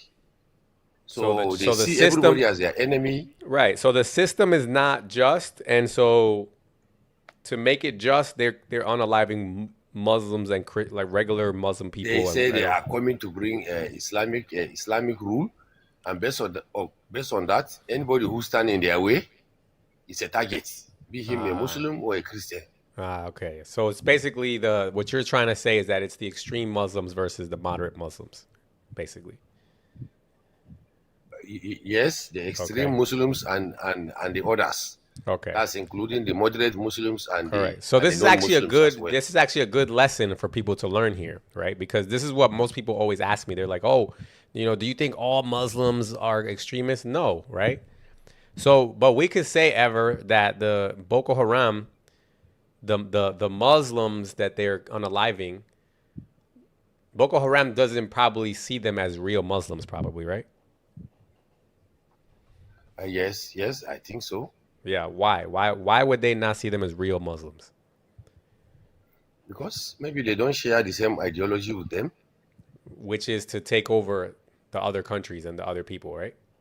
Which is to take over the government and bring So, yeah. own pattern of rule, whatever they call it. Right. So basically, most people don't want to conquer other people, basically, right? Yes. So now, Nobody wants to be conquered. correct. So now, does that mean that this is not a Muslim issue? Well, it is partly, but to our understanding, all these extremist religious organizations in Arabia, in North Africa, in East Africa, in Nigeria, West Africa, are being funded by people from outside. Yes, there Like have been Iran. evidences, instances. Like Iran. No. Well, Iran is Shia, and definitely we have Shia in Nigeria who definitely we see that they are aligned to Iran. But Boko Haram has never ever been linked to Iran. Yeah, no, my point is not my that. point is not so much like, who is specifically. What I'm trying to say is that it doesn't matter if they're funding them or not funding them. The point is, because if I have money, I still have to give it to somebody who's willing to commit the crime, right? Okay, I'm hearing you. Right? So if these people are willing to commit the crime, it doesn't matter if they're getting money for it or not, right? What difference does it make? Well, yes. You get what I'm saying? Because the question that we have to, the question that we have to ask, and are you any sort of religion ever? You're Muslim, probably. You mean myself? You're Muslim, right? Yes, okay. I'm a Muslim. Okay. But Boko Haram and ISIS, they don't think you're a Muslim because you don't follow the book like they follow the book, right? And that's what I said. Difference in ideology. What they think they believe. So the question is then, does the book say to fight the Christians and the Jews? No. Are you sure? Islam did not say to fight Christians and Jews, but definitely no. I'm talking about the Quran. Fight to defend yourself. I'm not talking about what you think it says. I'm talking about, does the Quran say to fight the Christians and the Jews? To fight them if they attack you, yes. The Quran says that? It says fight them if they attack you? That's what it says? Anybody who is self-defense. I know. You don't even need the Quran. Self-defense, anybody who attack you, you attack him, you attack him back.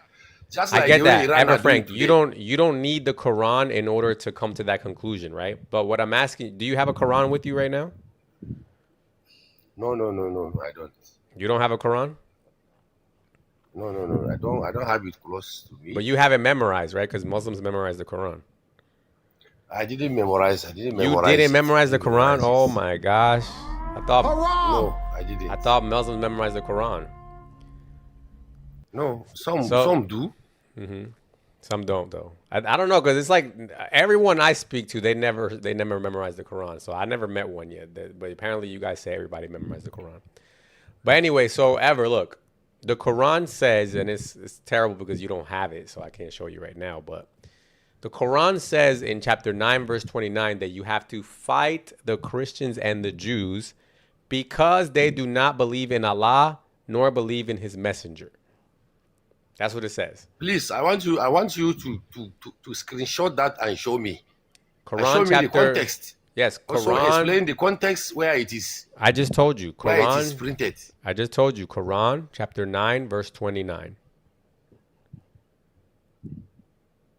Well, I will check that. I will check that. But how I wish you can screenshot it now and put it. Let us see the Yeah, context in which that statement is made. All right, let me see if I can pull it up. Let me see. 1 second. I'm trying to be lazy and I don't want to like pull it up, but let's see if I can pull it up right now. 1 second.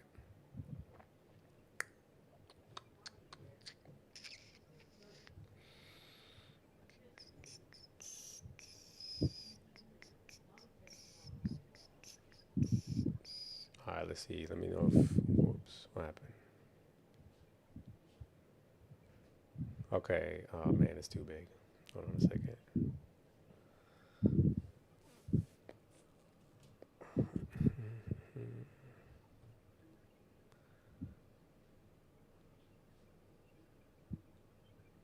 Do you see my bottom of my screen here? Can you see what I'm pulling up? Yes, I am seeing what you are bringing up. All right, give me 1 second. I'm going to try to fix the size a little bit. See if I can make it fit. I don't know if I can. It's going to be too small, I think. Oh, actually, you know what? Oh, hold on. I got another screen. It's small, actually. Yeah, it's going to be small. Hold on a second. I'm going to try to fix that. Okay, here we go.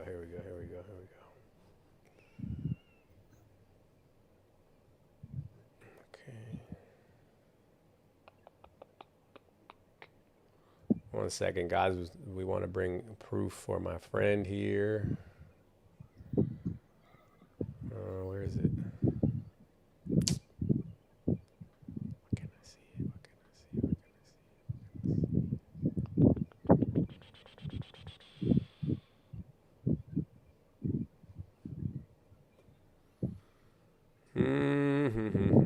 I'm sorry. 1 second, boss. Window capture, display capture. There we go. And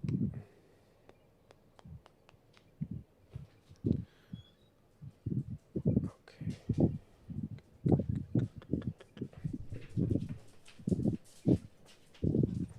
All right. Do you see it now? Do you see it there? Yes, I'm seeing something. Can you read it? I can't honestly. I can't. It's small for my sight. Too small? Let's see if I can make it a little bigger. 1 second. How do you make a screen bigger? Oh, there it goes. All right, what about now? Any better? No, I'm sorry, I can't read it. I can't read it. So maybe you should forget about it. Forget about it. Or if you can read it, you read it for us. All right, let me read it. I'll read it. All right, it says here. Hold on, let me go to verse 29. It says right here, fight against those who do not believe in Allah.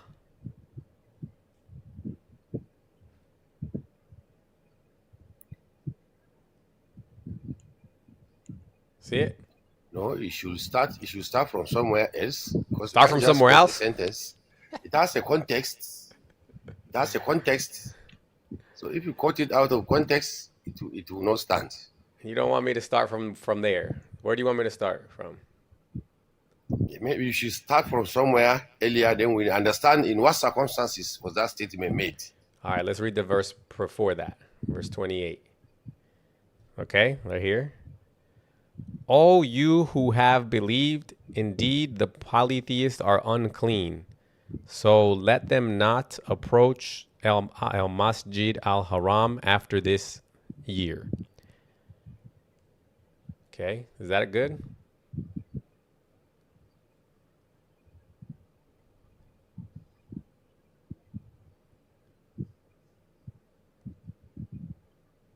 ever, Frank? I'm hearing you. I'm hearing you. Is that good enough, or what else you want me to read? No, you will read.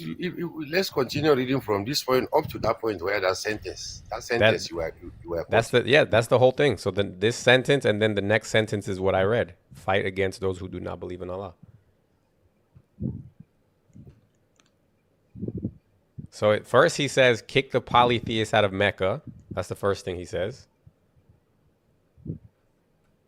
Okay. And Okay. then he says, fight against those who do not believe in Allah.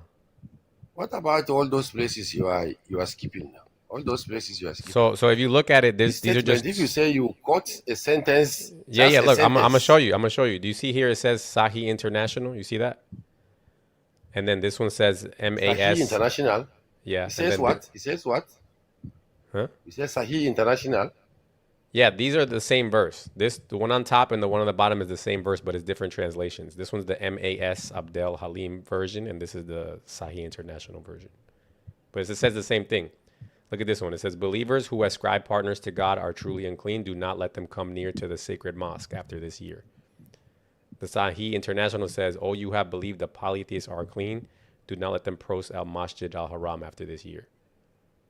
It's the same thing. It's just a different translation. I'm not skipping it. So I'm just showing you this verse is the same as this verse. And then the very next verse. I would like to read it and understand the context. I know what these things are said. Yes. Let me ask you. Mm-hmm. Can I ask you a question? Sure. What religion are you worshiping? You worship any religion, or you are an artist, or what? No, I don't. I believe in God, but I don't have a religion.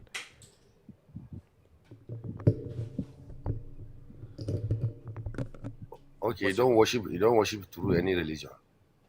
Yeah, correct. I don't have a religion yet.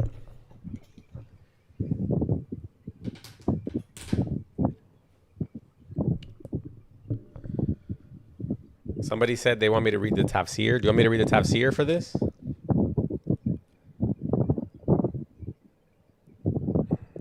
Let's see what the tafsir says.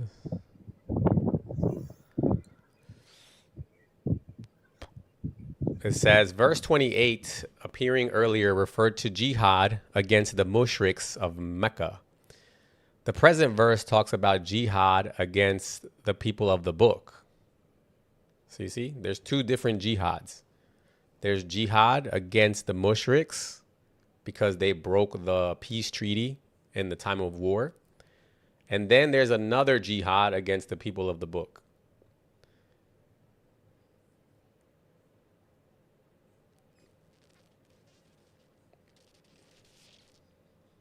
You still with me, ever, Frank?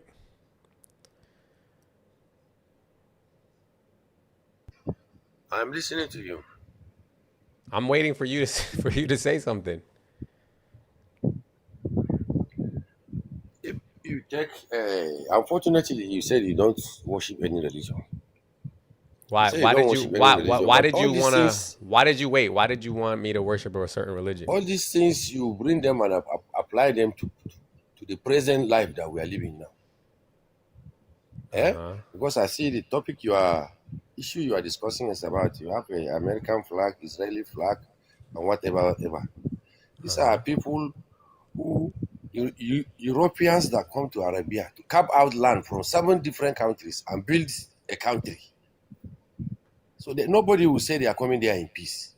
They are not coming in. They did not come to the Middle East in peace by taking somebody else's land from almost 7 different countries to build a country exclusively for some people, so-called choosing people. There is no way they come for peace. So any action that Arabs take against America or Israelis in the form of defending themselves is legit. It's legitimate. Yeah, but look, because I don't know, because look, there was a lady who told me to read the tafsir, right? So let's just read it. It says, as for the injunction of jihad against the people of the book, because it's the Christians and the Jews, it says, given in verse 29, it is really not particular to the people of the book. The fact is that this injunction applies to all disbelieving groups, because the reasons for the injunction to fight mentioned next are common to all disbelievers? If so, the injunction has to be common too. So so what he's saying, even though the Quran says to fight the people of the book, the Christians and the Jews, he's saying, yeah, but this applies to all the people who are disbelievers because everyone basically disbelieves for the same reason. So they have to fight basically everyone who's not a Muslim. That's what he's saying here. What's up with that? So you guys have to fight everyone? Huh? Buying who? Who are they buying? Who are they what? Who? Yes. Who are they unaliving? Who are they unaliving? According to the verse, it says fight those in who... Nigeria here. He says do not... Yeah, this is why this is happening in Nigeria. This is why Boko Haram wants to unalive you, because he says that you're not a Muslim because you don't believe in the Quran. That's what he's telling you. This is why he's trying to tell you. He's saying he's following the Quran and you're not. So according to him, you're not a real Muslim.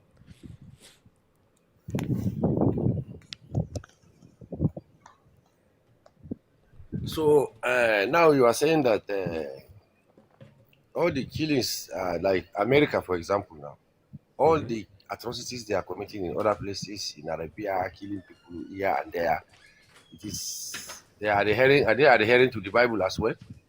Because to my understanding, there are similar verses in the Bible as well. So I mean, saying that what America is doing in the Middle East now is if you ask them, yeah, if you ask them, they think they're following the Bible. Yeah, what's your point? Oh, they are following the Bible. That's why they are unaliving everywhere. I'm not saying that. I'm not making that claim. Now Iranians, I'm not saying that ever. But what you're saying? I'm not saying that. I'm saying that they believe they're following the Bible. What's your point, though? My point is to point out to you, like you admit to me, right, that like, okay, yeah, in Israel and Palestine, maybe there's some sort of abuse of power taking place, right?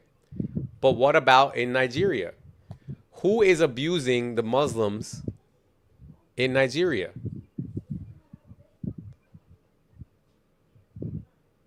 That's as in Muslims, you are talking about the moderate, the Muslims in the country, or you are talking about the Boko Haram?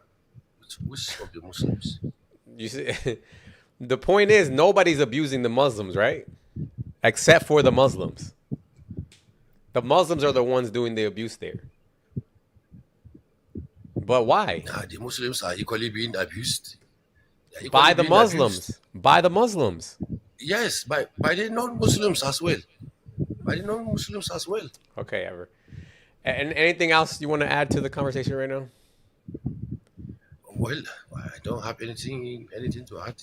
All right, thank you. It's all right. It's nice being on your platform. I'll follow you and probably I'll visit again. Yeah, thank you then. I like the way you calm down and explain things. We understand ourselves and we respect everything. Thank you, and I hope that we can all get to some peace very soon, okay? Thank you, Ever.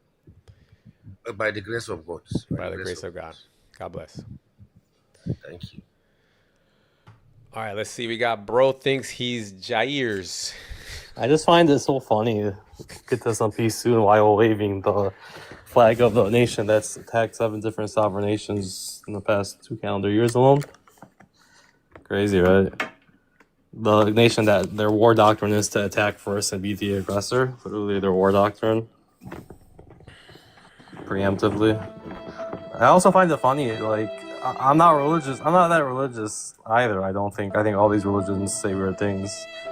You hold the same energy for, like, the white Christians that enslaved Africans based off the Bible, Leviticus 2:5-4-4. Invoke the Bible when they genocided the indigenous in the Americas. Manifest destiny. Oh, I debate Zionists all the time. I can't be agitated. I'm a psychopath. Sorry. Okay, I just realized you're trying to agitate me. I didn't catch on. Okay, I don't get agitated. I'm a psychopath. Sorry. All right, bro. Okay. You said you're a psycho? Yeah. I debate Zionists all the time, so I know how to compartmentalize my humanity. No, but are you a psycho? Wait, but are you a psycho, though? Oh, no, I'm not. Okay. All right, I know bro. how So to wait, put where my are you? humanity to the side when I talk to someone without humanity, so that way we're on the same level. I got you. You got thick skin. Okay. So, bro, where's like, where's your stance? Where do you stand on things? I think it's a very simple case of land theft and brutal military occupation, the longest standing occupation in modern history. Okay. And I think people like you like to invoke religion to kind of leverage the West against Muslims, because you said it yourself, you don't follow any religion. So why don't you hold the West to the same standards that you hold the Arabs to? Because I'll tell you why. Because other religions don't have a doctrine of non-conformity. What do you mean? Christians believe if you don't believe in Christ, you burn in hell, and they're instructed to literally go across the entire planet. No, bro. What I'm And saying, no, yeah, bro. What I'm saying to you is that seems like you're within just the putting the special standard for Muslims. Like you just move the I'm goalposts. about to give you the violin again, bro. What I'm trying to explain to you is that within the religions of Christianity and Judaism, right? We can see that they have reformed. Oh, so they were immoral. Now they became a little bit better. So you can see that they were immoral. Sure. So when did this arbitrary line get cut? Was it when the white Christians holocausted the Jews? Was it when the Christians in Rwanda, the Hutu regime, committed genocide against the Rwandese, and they were also religious Christians? Like, when did this reform happen? Was it when the Americans invoked the Bible, when they bombarded 165 school children in Iran? Okay. When military commanders, there was 30,000 military commanders, and including the soldiers under them. There was a big report done on this, where they invoked the Bible. Bro, you're Muslim, bring right? up morale. No, I'm not. You're not Muslim? I'm agnostic.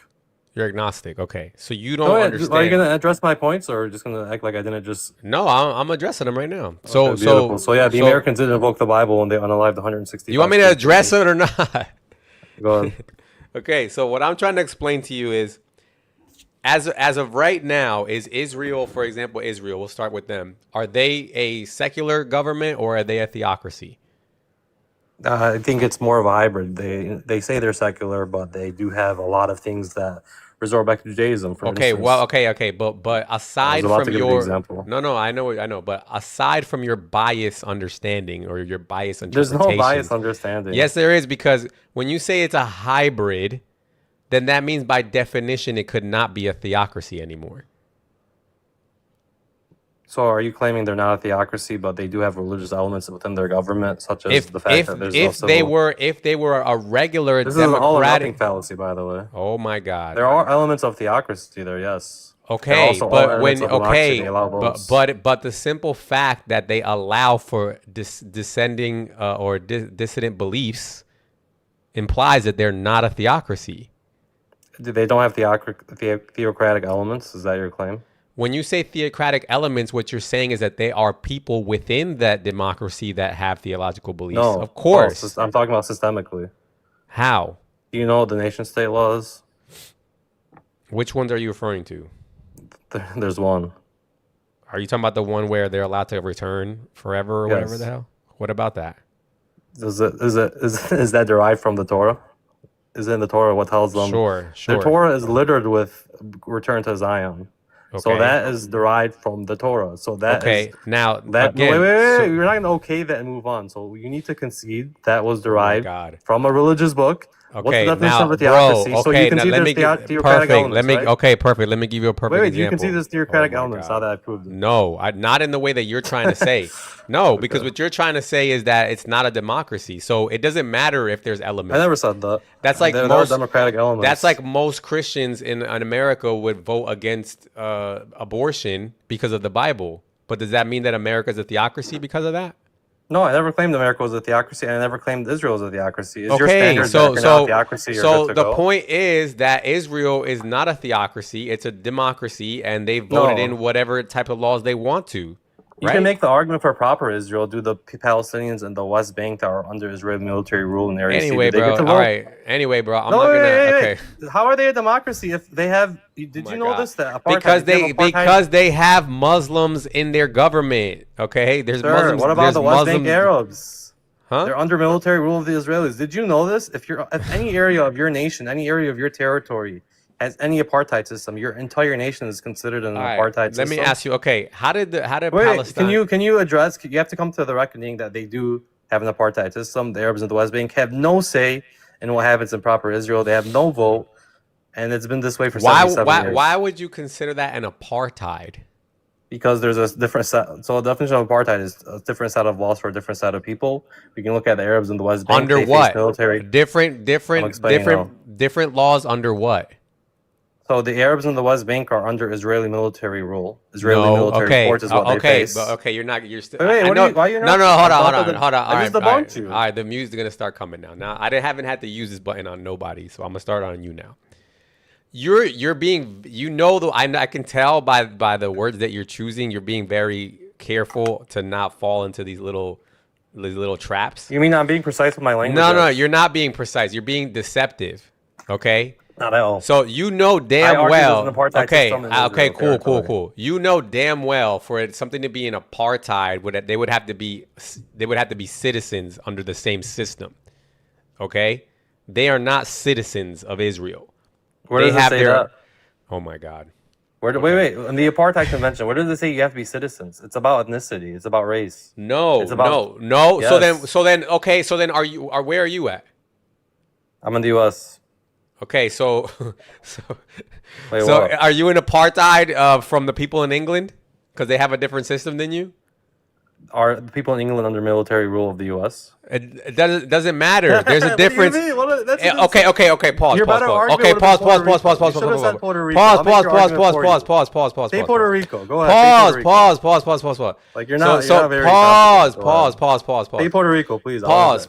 So you're saying that when pause. If you interrupt me one more time, I'm gonna drop you. So you're saying that when a country goes to another country and puts a military installation there and has that piece of land under military rule, those people now have to fall under the same legal structure as the citizens of that country?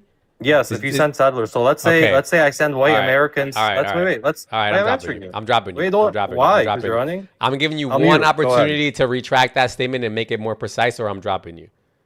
Because what you're saying that if America, for example, America right now goes to some country and occupies it, that now all those people in that country have the same rules as American citizens? Is that what you're saying? If they occupy it for decades and American citizens fly out to that country and live side by side. Bye, Felicia. Bye. This dude is crazy. Yeah. Try to fall for that nonsense, dude. Let me know what kind of donkeys you get to fall for that. What's up, M? Yeah, I think you're trolling. Okay, cool. I think you're trolling. I don't think you believe what you're saying. All right. You can't believe what you're saying. I'm not gonna lie to you. Always in the back of my mind, there's always gonna be a little bit of doubt. 100%, no problem. What's the problem? I've got no problem. So what is your claim then? What are you trying to say? Obviously, you got two sides. Yeah, as it stands right now, as far as I can tell, it's important for Israel and America to be united because of the threat of Islam. So, from what I was listening to from the previous caller or previous person, I think Israel is based upon Zionism. I think there's no Judaism because it is. What's wrong with that? No. I don't think it's based on religion. I think because if it was, then Israel wouldn't be allied with people who have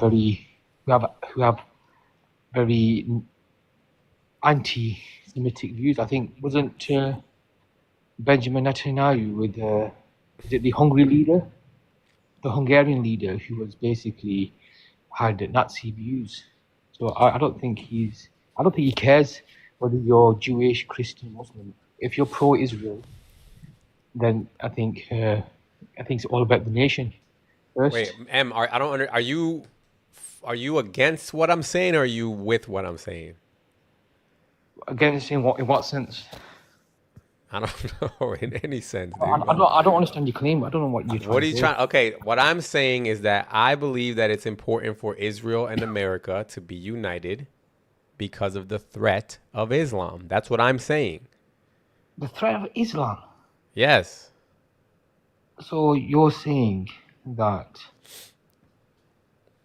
they're fighting a religious war, and it's not a land war. No, I wouldn't even say that. I don't know for sure what everyone's objectives are. I don't know for sure if Trump is looking at this as a religious war or if Netanyahu is looking at this as I don't know. So However, what you I do, huh? so you're going against what you just said then. I thought it No. was more. I thought it was more like geography in terms of. Well, it's a little bit of everything, but what I'm saying is that regardless of what anybody may feel about it, there is a threat. There is an existential threat, and it's Islam. No, but how could you say that when it's more? Wait, I don't see them reciting the Quran verses and Well, shooting missiles. no. You don't see when Muslims attack anywhere they say Allahu Akbar. You don't see. What are you talking about? Maybe when it's more, I don't know, like a a wolf attack, like a lone wolf. But you're not seeing when basically we're going to attack America because it's I think it's more geography, it's more political, geopolitics. I think this Islam and everything. It just All right, a weird. let me try to help you understand something, okay? So to your point, geopolitical and geography and all this, right? Everywhere, my claim to you is that everywhere that Islam has a border with another country, there's a geopolitical issue there. Give me an example. First one is obviously this one, Israel, Palestine. Another one is India, Pakistan. Another one is Nigeria, right? Basically the Arabian Peninsula with Northern Africa. Everywhere where they border another country, there's a geopolitical issue there. Everywhere. But you can't blame the religion. It's not the book. So is it a coincidence that it's always Muslims? Sudan, Syria, Lebanon. I mean, we could just go on and on and on. Okay, let's talk about Israel. Now you want to see? Now it's not geopolitical anymore. No. So who was on the start of the end of the World War? Did the Palestinians take in the Jewish people? Yes or no? Hold on. For everybody who's in the guest box, we're doing one at a time. If you want anybody dropped, then you just have to drop a galaxy and then we'll drop them. Go ahead. And what'd you say? Do I believe after the what? After the World War, did the Palestinians allow the people? Yeah, I like the Jewish people. My understanding, and maybe you could help me a little bit with this. My understanding is that the Palestinians didn't. It wasn't up to the Palestinians to allow anybody. It wasn't like they weren't in control. It was like wasn't it a British land? No, so they had the land, they had houses there. They took them in, and then suddenly they basically No. M. You're. I don't know if you're doing this on purpose or you're just trying to deceive on purpose. I don't know. Okay, then you tell me then. Well, you tell me. I'm telling you, as far as I know, the people who were in control of the land, it was British. It was a British mandate, right? No, you're talking about allowing them to go back because they wanted them to return back to their land. Who wanted them? Was it a British mandate or not? Yeah, the Balfour Declaration. Yes, we know about. So who gave the authority to the Brits? Nobody gave the authority to the Brits. What are you talking about? What are you talking about? So how did they have? How did they have the authority if nobody gave them the authority? What are we? Because they had to take them to. It's like just say for example, it's someone right. I don't know, a country which is basically can't defend themselves, and the Brits now sign another declaration saying we're going to ship some refugees over to that country. They can do that. They have the might. They have the military. They can do that. I don't think you're. I don't know if, like I said, I feel like you're being deceptive on purpose, but I don't think you're not making any sense right now, dude. So no, but you're making the claim, aren't you? You're saying to me. I mean, it's very obvious that if the Brits. Oh, somebody dropped the galaxy. Sorry. Sorry. Okay. That's funny. I was gonna say if the Brits did it, it's because they obviously had control over the land. So go ahead, Garkat, how you doing? Hi, brother. Yes, good. I'm Israeli. I'm a Jew from Israel. Thank you, man, for all you're doing, man. Nice. W Israel. What do you want to let the people know, Garkat? Yeah, I see how they bash us for everything. I just want to say something about their Mecca. Okay, like they always point on Israel. Israel is so evil. America is so evil. In Mecca, you can't even visit Mecca if you're a non-Muslim. If you're a Jew, if you're a Christian, if you're Chinese, Japanese, no matter what, you can't even enter by law. There are road signs. You can check it up in YouTube. Road signs. If you're non-Muslim, go the other way. You can't even visit. You can't buy a ticket, a plane ticket, a hotel, a taxi, and go take picture. Being kind, being respectful. You can't do that. 100% Muslims. But they come wherever they want. They do whatever they want. They always complain. People accept them all over the world, accept them as refugees. And they come and they are troublemakers and they say it loudly. Their leaders say, we want to Islamize. America will be a Muslim country. Europe will be Muslim. Israel will be Muslim. They come in our face.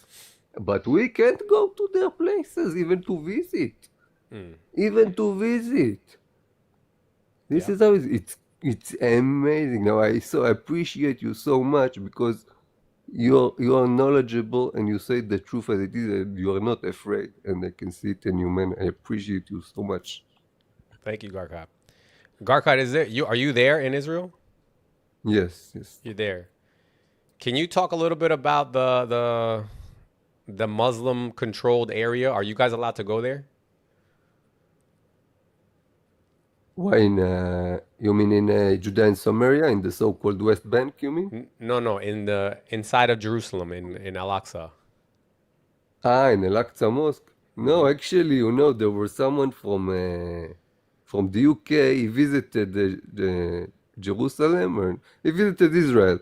He entered all the places. He is from the UK. They didn't let him in the Al-Aqsa Mosque. He's from the UK. He's just visiting. They asked him, "Are you a Muslim?" He told them, "No, I'm not a Muslim. I just want to visit." They didn't let him, and he visited all the places, the Christian places, the Jewish places, everywhere. They didn't let you. Did you see it? Did you see it? They didn't let him in the Al-Aqsa Mosque. He's not even Jew. It's amazing. But Garkot, but Jews, they control the whole world. How can they not go? How can they not go there? I don't understand.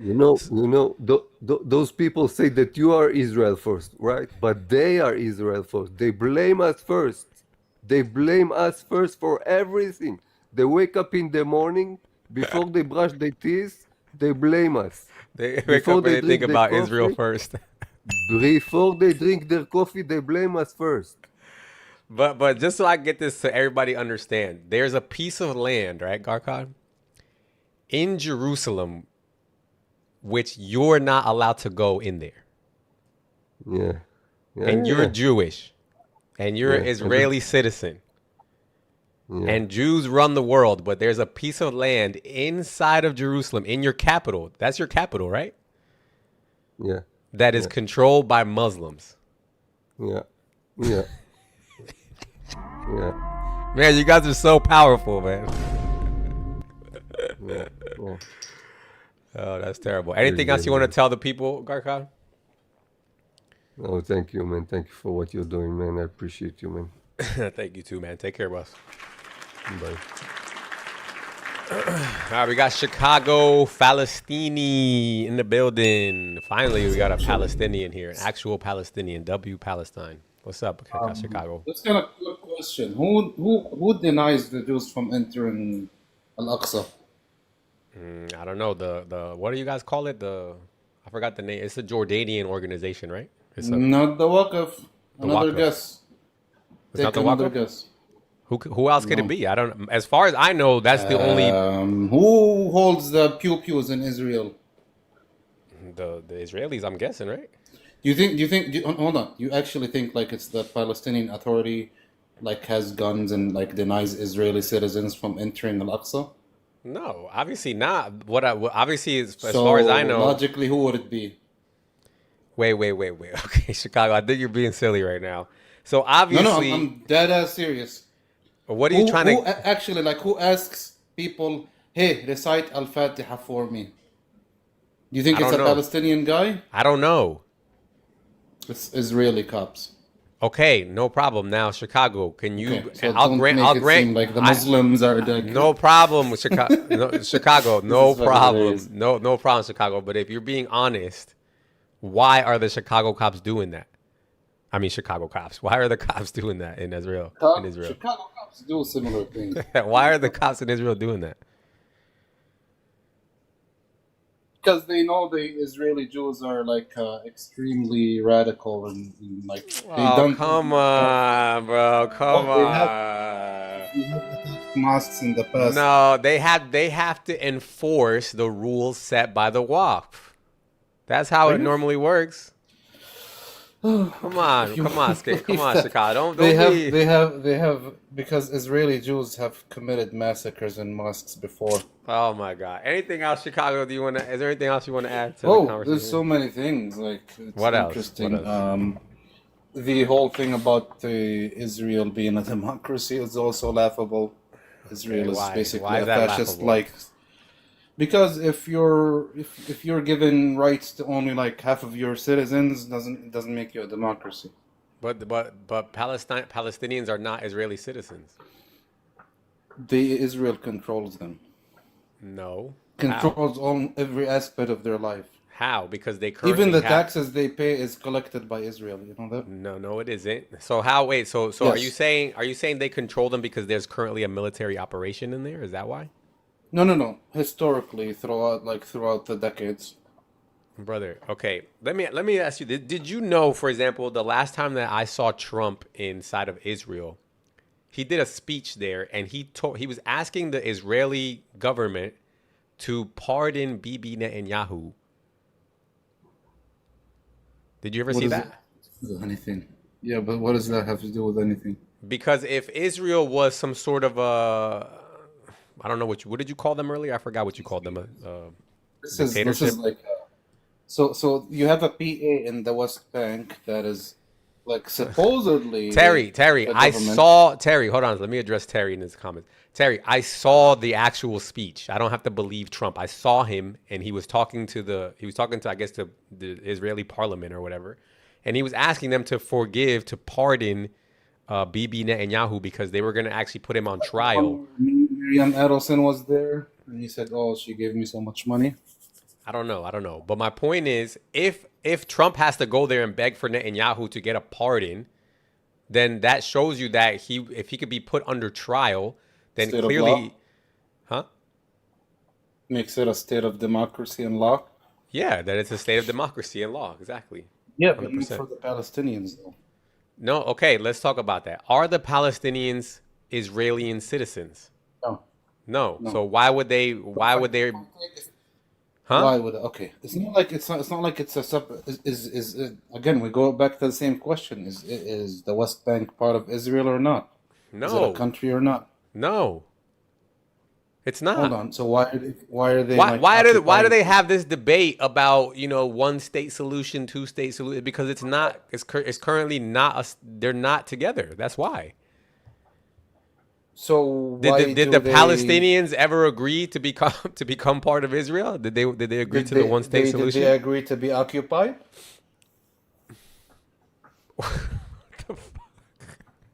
Are they occupied or not? They're occupied because they don't want a one state. So That's why they're occupied. So if they don't want to, well, first of all, I just like, don't. find How me does this anything- ever find me Okay, anything- wait. find me anything that Like any I don't Palestinian understand. ever How said come they don't how wanna come we be don't have these one same state. questions? How come we don't have these same questions with Ukraine and Russia? Is Russia Because occupying? Ukraine- Is Russia occupying Ukraine right now? Yeah, did Russia historically occupy Russia for like 80 years?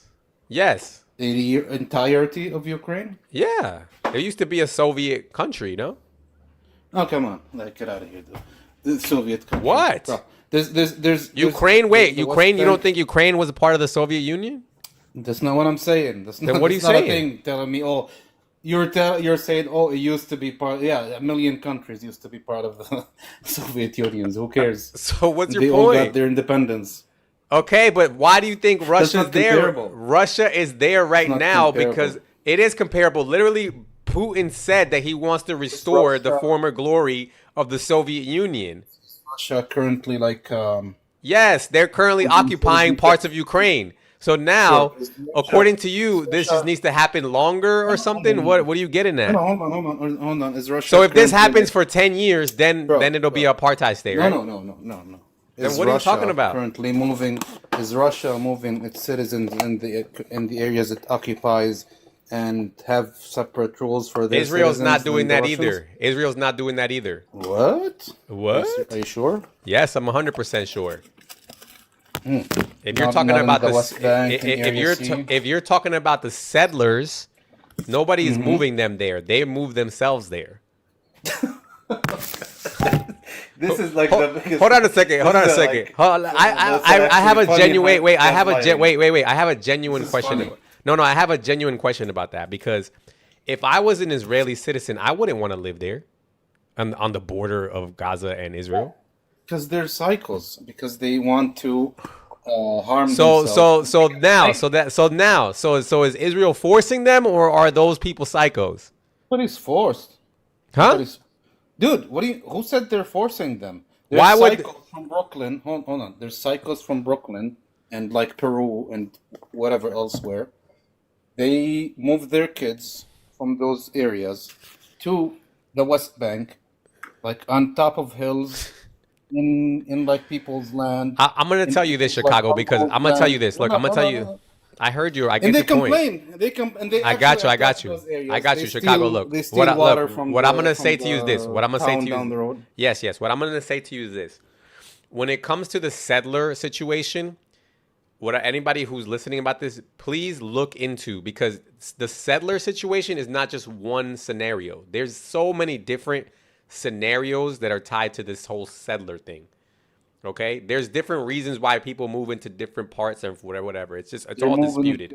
to land that is not theirs. They're being treated differently. Nine Stealing times out of from 10, they're moving into land that are theirs. That's the problem. Is that when the you see a West video, Area C is not theirs. when you see a video of people, you see a video of Area C somebody. is not Israeli land. No, Chicago. When you see a Area video, C, Zionist uppercut is not Israeli land. Chicago. Do you know what propaganda is? Oh, I'm like talking to a bad attempt at it. But yeah, go ahead. Yeah. Do you know what propaganda is? Yeah, that's what I said. I said I think I'm talking to a bad attempt at propaganda. but Okay, go ahead. perfect. So when you see a video of what looks like a Muslim person and talking to what looks like a Jewish person, Muslim. Why do you keep saying Muslim? It's so weird. most of the time they're Muslim, bro. Like, come on, let's not play Why games. do you keep saying Muslim though? No. That's like it's very interesting. What's wrong with Why me do you saying keep Muslim? saying Muslim? You're acting as if there's no Christian towns that is being like affected by these settlers. I haven't heard of it. Maybe there is. What's your point? Fine. Look up Al Taiba here. Here's something for you. To look up. Look, Chicago. I'm not concerned. Like, look, I know You don't one give a thing. shit about the No, it's not that I don't Christians, I give a know. shit. No, it's not that I don't give a shit. It's just that when you look at any place that borders another place and the people are vastly different, there's going to be issues. I know that. That's what's happening everywhere. My point, though, what? This is not a homogeneous area that these people are homogeneously like naturally from there. These are Americans from Brooklyn. These are Russians.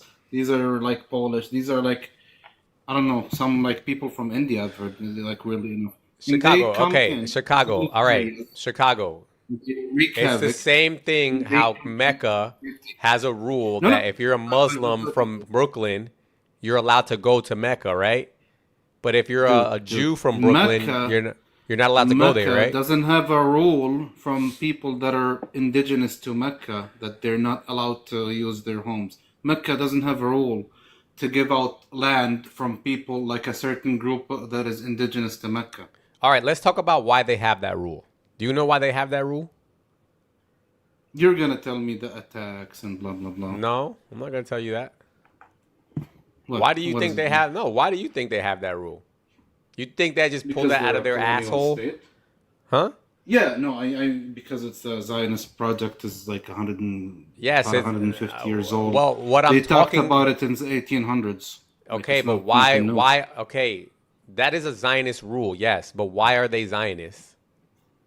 Why are they Zionist? Mm-hmm. They think they have a connection to that land. They think? Yeah. Are they wrong? Yes. I believe that Russians are from Russia, not from Palestine. And where are Jews from? Jews are from whatever country they're from. Like the Russian ones are from Russia. The Latvians are from Latvia. Chicago, come on, man. This is just like we can't never look. This problem is never gonna get solved if you guys keep lying to yourselves. If it is, even you if know it is, damn even well if that you're saying it's Muhammad. true. No. You know damn What does well. Muhammad have to do with anything? Because Muhammad started this. Muhammad told the Russian Jews to come here? No, Muhammad told the Arab Muslims to build a mosque on top of the Jewish Holy Land. Bro, this is like level like 10,000. When you go underneath Al-Aqsa Mosque, what do you find? We talked about this last time, bro. No, okay. About this. Did we? Ramona cooked you on this, and I came in. Yes. You know what? What was her name? What was her name? What was her name? Wait, what was her name? What was her name? Ramona. Please bring Ramona. Yo, everybody tag Ramona. That's who I was looking for. Bring up Ramona, bro. No, because you know what Ramona said that last time? No. Hey. You know what Ramona said last time that I didn't know about? She was like, yeah, what archaeology did you find? Right? No, and at that time, what? No. That's not what she said. She said that's what she was saying over and over. She was like, what evidence is there? That's what she kept saying. No, she said that they find the temple. And the simple answer is no. How is that any different from archaeology? If they found a temple, it would be archaeological, right? And that's like $1 billion question. Their claim is there's a temple. Perfect. They didn't find the temple. So now let me ask you, who's stopping the Jews from doing archaeology there? Nobody. They've been doing. You are such a liar. Oh my God, you are such a liar. Do you seriously think they're not excavating underneath Al-Aqsa? They're not. They're literally not. No. Oh my God, nothing. They're literally not. Bro, you know what? But you know what's so funny? By the way, like the guy. I literally had to go watch. After that, I had to literally go watch like 17 documentaries about this topic. The Jewish guy that came in after Ramona the other time, he showed you that they're currently doing excavations like today. No, like they're not. No, bro. Look, Chicago. Look, do me a favor. No, I want you to do me a favor because this is actually the most important part of this whole subject. So if you have something you want me to see, like if you have a video that you could point out or name, show it to me. Because after I spoke to Ramona when she said about the archaeology, I went and looked up, okay, what's going on with the archaeology? And everything that I saw people with cameras. They took you to the site and they show clearly, they say, look, they are doing archaeology around Al-Aqsa, yes. And they're finding thousands of evidence that it was all Jewish. They're finding a whole bunch of Jewish stuff there. Like spoons and cups and blah. They're finding a whole bunch of stuff every day now. But the guy shows you on the camera where the line. He shows you on the camera where the line is, where the Palestinians threw cement around it so they can't go in that area. Israelis for 80 years. Poor Israelis have occupied Palestine for 80 years with all their technology, and they can't. Chicago, you're changing the subject, bro. The point is, why don't the Palestinians want the Jews to be able to excavate that land? That's the point. We can stop. Like, do you think we can stop? The reason why they're finding Jewish stuff there is because the land belonged to the Jews originally. Don't you think Abu Mazen? You know Abu Mazen, by the way. No. Like Mahmoud Abbas, the PA, the president of the PA.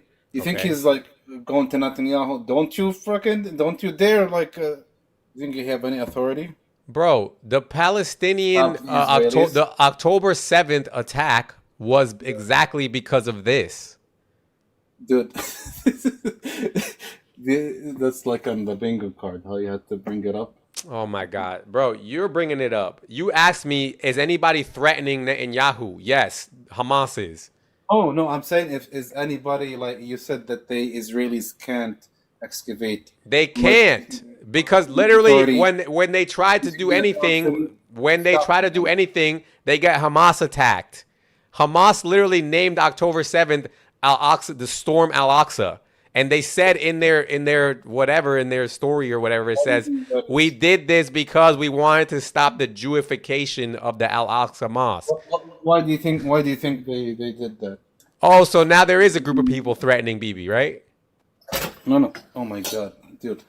Why do you think there is people that are saying there is a threat to Al Aqsa? Because they think that the Jews want to take Al-Aqsa, which they should. Think? I don't care if they know. Okay, they know. But the point is they should. The real question here is why don't Like they? more reason Why for them don't to they? believe that? Why don't they, Chicago? If they're so powerful and they run the world, why don't they?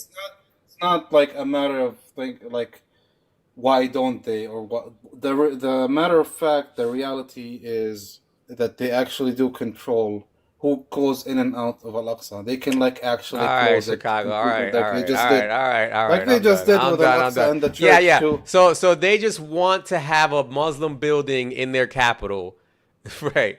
That makes a lot of sense. Yeah, they actually control it. Yeah. Anything else, Chicago? Before you drop me, Uh huh. this so-called democracy thing, in the two state and the one state and who controls who. Like real quick, here's just a quick um, like a thought experiment for you. If today Israel does control most aspects of life in Gaza and the West Bank, this is not controversial. This is like Israelis know that. Anybody that knows anything about the region knows that Israel does control almost everything about the West Bank and Gaza. I just want you to imagine if the scenario is reversed.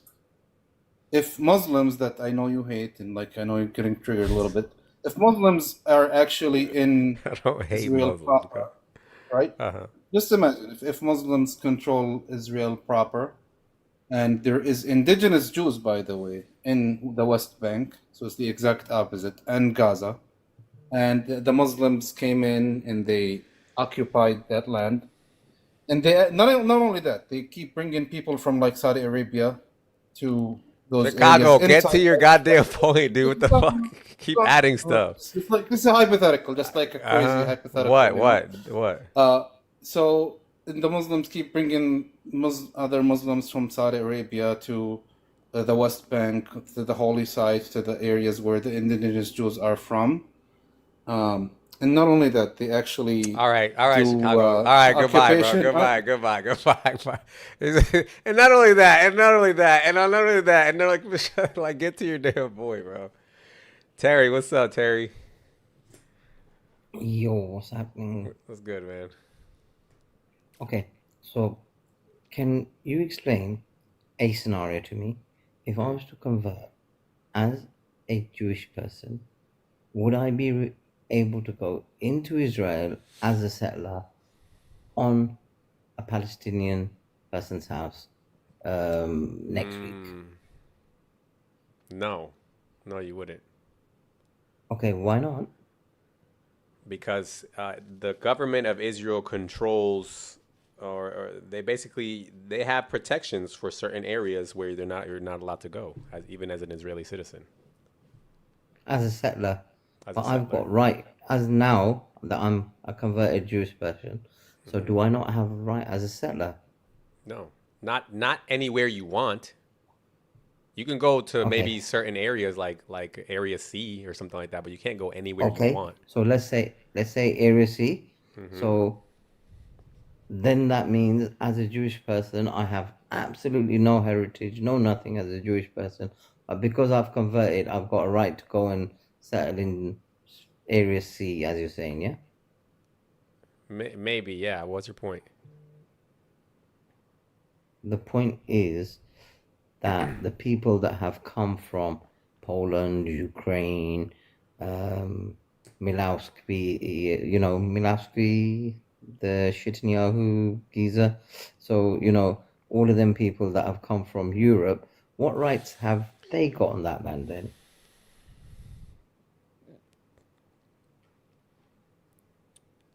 I really don't understand your question, Terry. I'm sorry. Question is, you're saying the land belongs to the Jewish people, which are indigenous.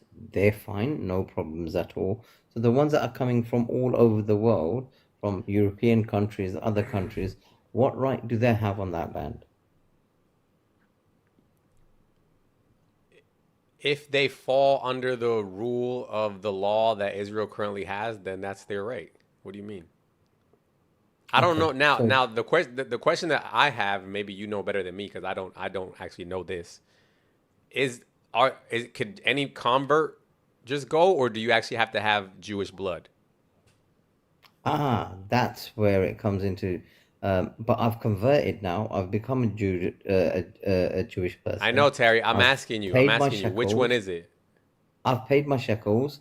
Rabbi has signed my certificate. Terry, just answer the damn question. Which one is it? Is it a convert? Like I can do it too. I can just be a Jew. I don't know. I'm asking you. Honestly, I don't know either. I don't know. But regardless, I think either one would be okay, honestly. But as far as I would imagine that it would have to be by blood. That's what I would assume. Right. Okay. Mm-hmm. So now another scenario here. Mm-hmm. So I now convert to Catholicism. Does that give me a right and a citizenship to the Vatican? Yeah, but Terry, you're not. Okay, now we're gonna have to Google this because you're not telling me which one it is. We have to know first of all which one Israel is actually doing. Mm-hmm. So just to be clear, you don't know, right? I don't know. That's okay. Genuinely, honestly. But how can you come up here and make this argument and you don't even know for sure? I'm not going to say gotcha moment or whatever. I genuinely don't know. But your whole argument is based on this, so you should know this. No, honestly, it's a genuine question. I'm not trying to. I'm not trying to trap you. All right. Can any Jewish convert get Israeli citizenship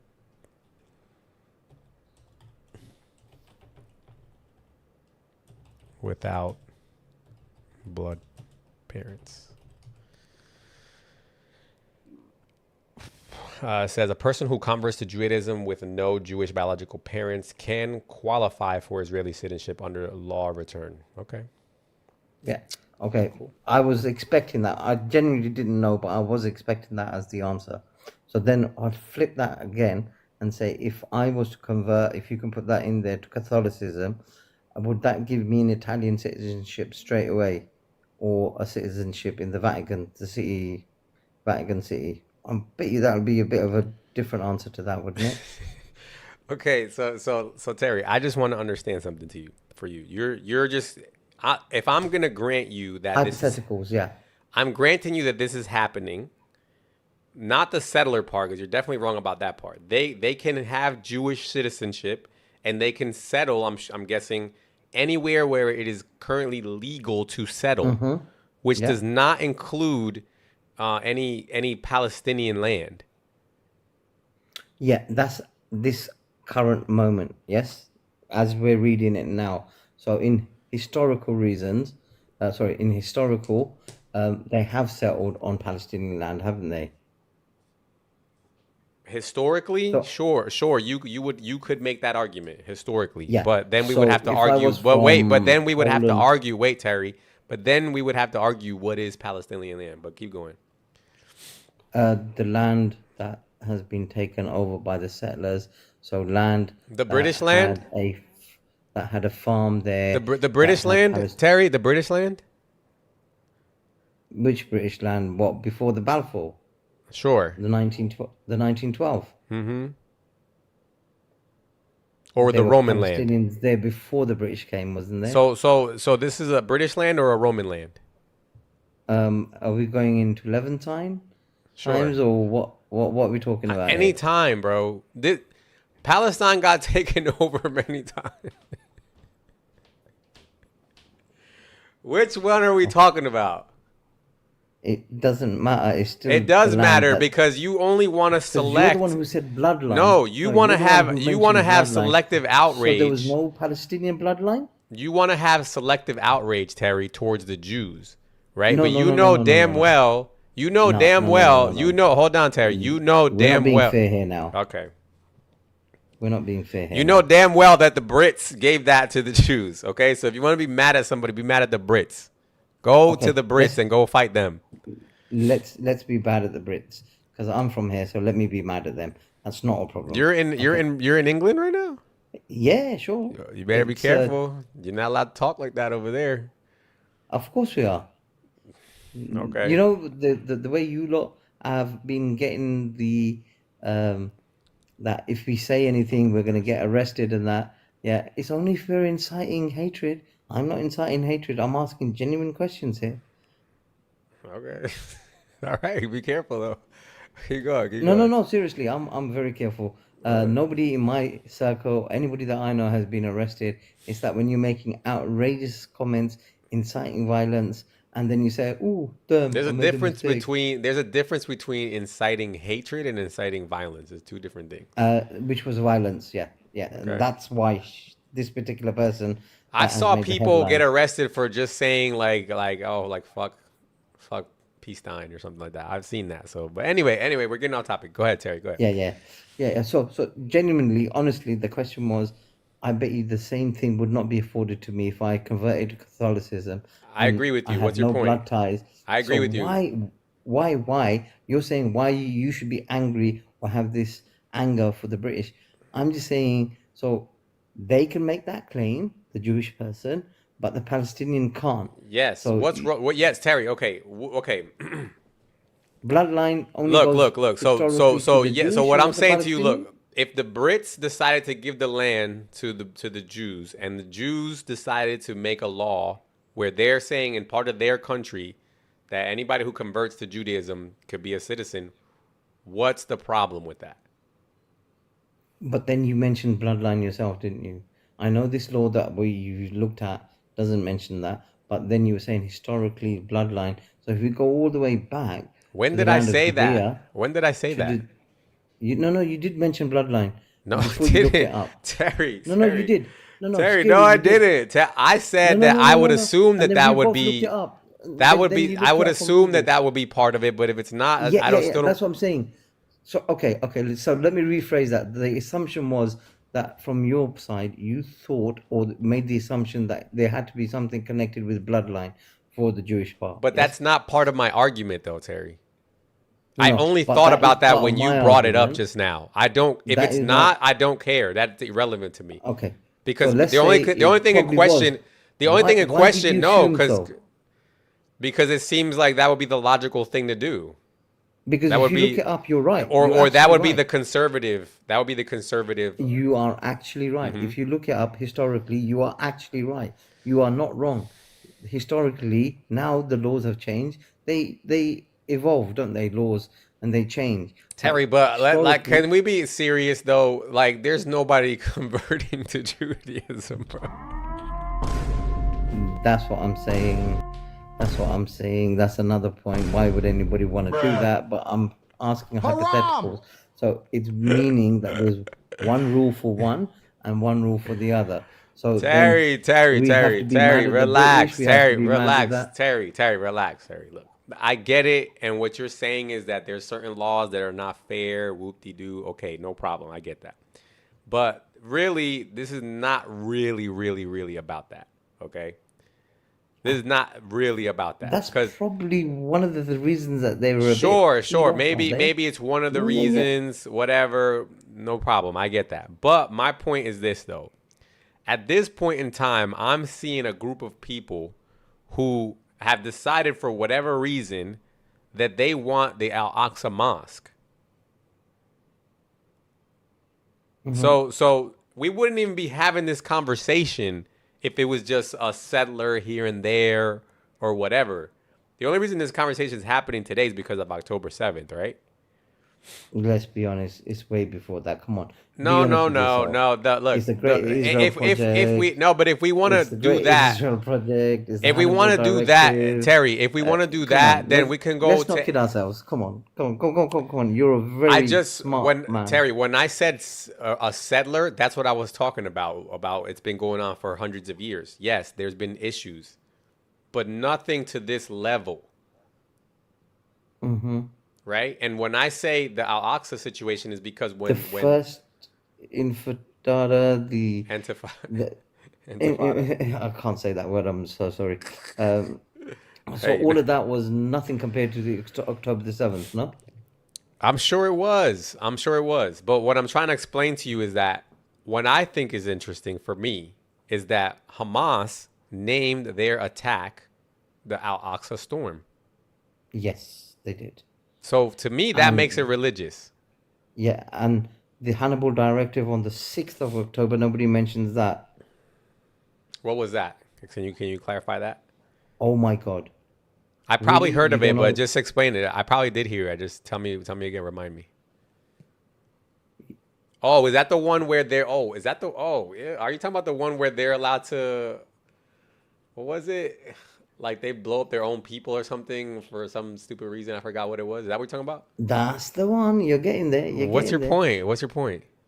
So, them both are wrong. So let me make that point first. So Wait, if but the they done Hannibal what- Directive is not an active attack. It would be a defensive maneuver, right? to allow your own people, knowing full well, to suffer and not going to protect them as an army would be held as what? Terry, you're talking about an attack versus how a group of people responds to an attack. Which was wrong. Hamas was wrong? Yeah, 100%. Why Do are you going do into 90% of Palestinians support Hamas? I don't know. I haven't asked. Oh my God! How do you not know that? 90%. They did a poll after October 7th. An independent poll was done of the Palestinians, and 90% of them support Hamas. They probably do because they live with it day in day out with the occupiers, don't they? Okay. They live in an open prison. So They live in an Hamas is open wrong. So Hamas is wrong, and 90% of Palestinians support Hamas. That would mean Palestinians are wrong. Hello. Yeah, okay, but we don't know what conditions they're living in, as in an open prison and so on. So they were. Well, the conditions that they're living in is that they're in an open air prison, right? Mm-hmm. How many walls do you need for an open air prison? How many checkpoints do they have to go through to get to where they need to get to for work? How many walls do you need for a prison? Depending on the layout of the land. Depending on the layout of the land. Okay, you need at least 3, right? 3 or 4, yeah.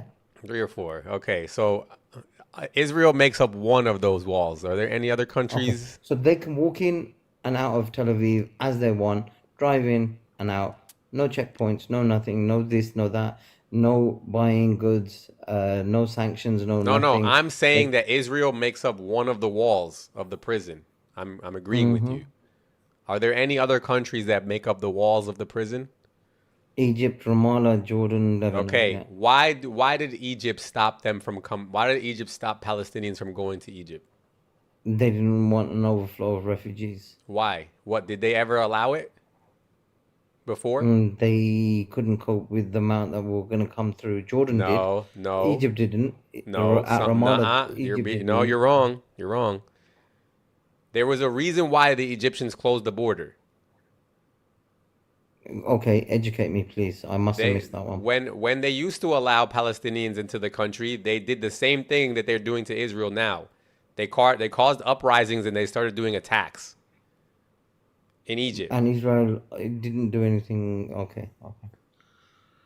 Wow, that's a bit skewed, isn't it? And the same thing with Lebanon, and the same thing with Jordan, and the same thing with God knows all those countries had to stop the Palestinians because everywhere they went, they did the same thing. Oh, okay. Just like the Israelis and the Jews then. So they're both.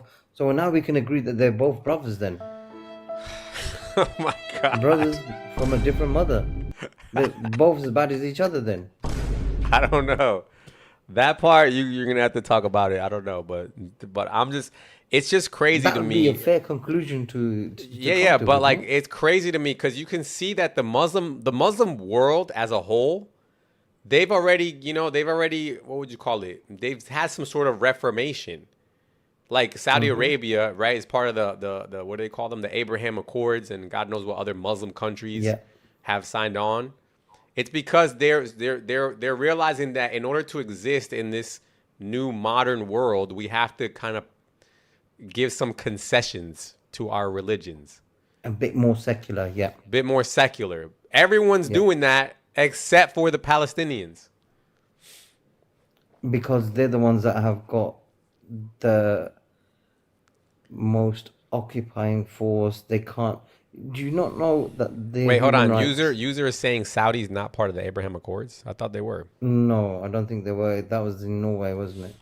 Let me see. Keep going though. Keep talking. What were you saying? Yeah. So we cannot fathom the way that they've been occupied, and this has to stop. The world is on the brink of the World War III. Everybody's been dragged into it, Middle East and that. And let's be fair, the Team USA part is sacrificing its soldiers to go there. For whom? On the orders of whom? A nappy boy, diaper wearing orange man called Trump, who is such an egotistical maniac that it's unbelievable that he's even there. All right.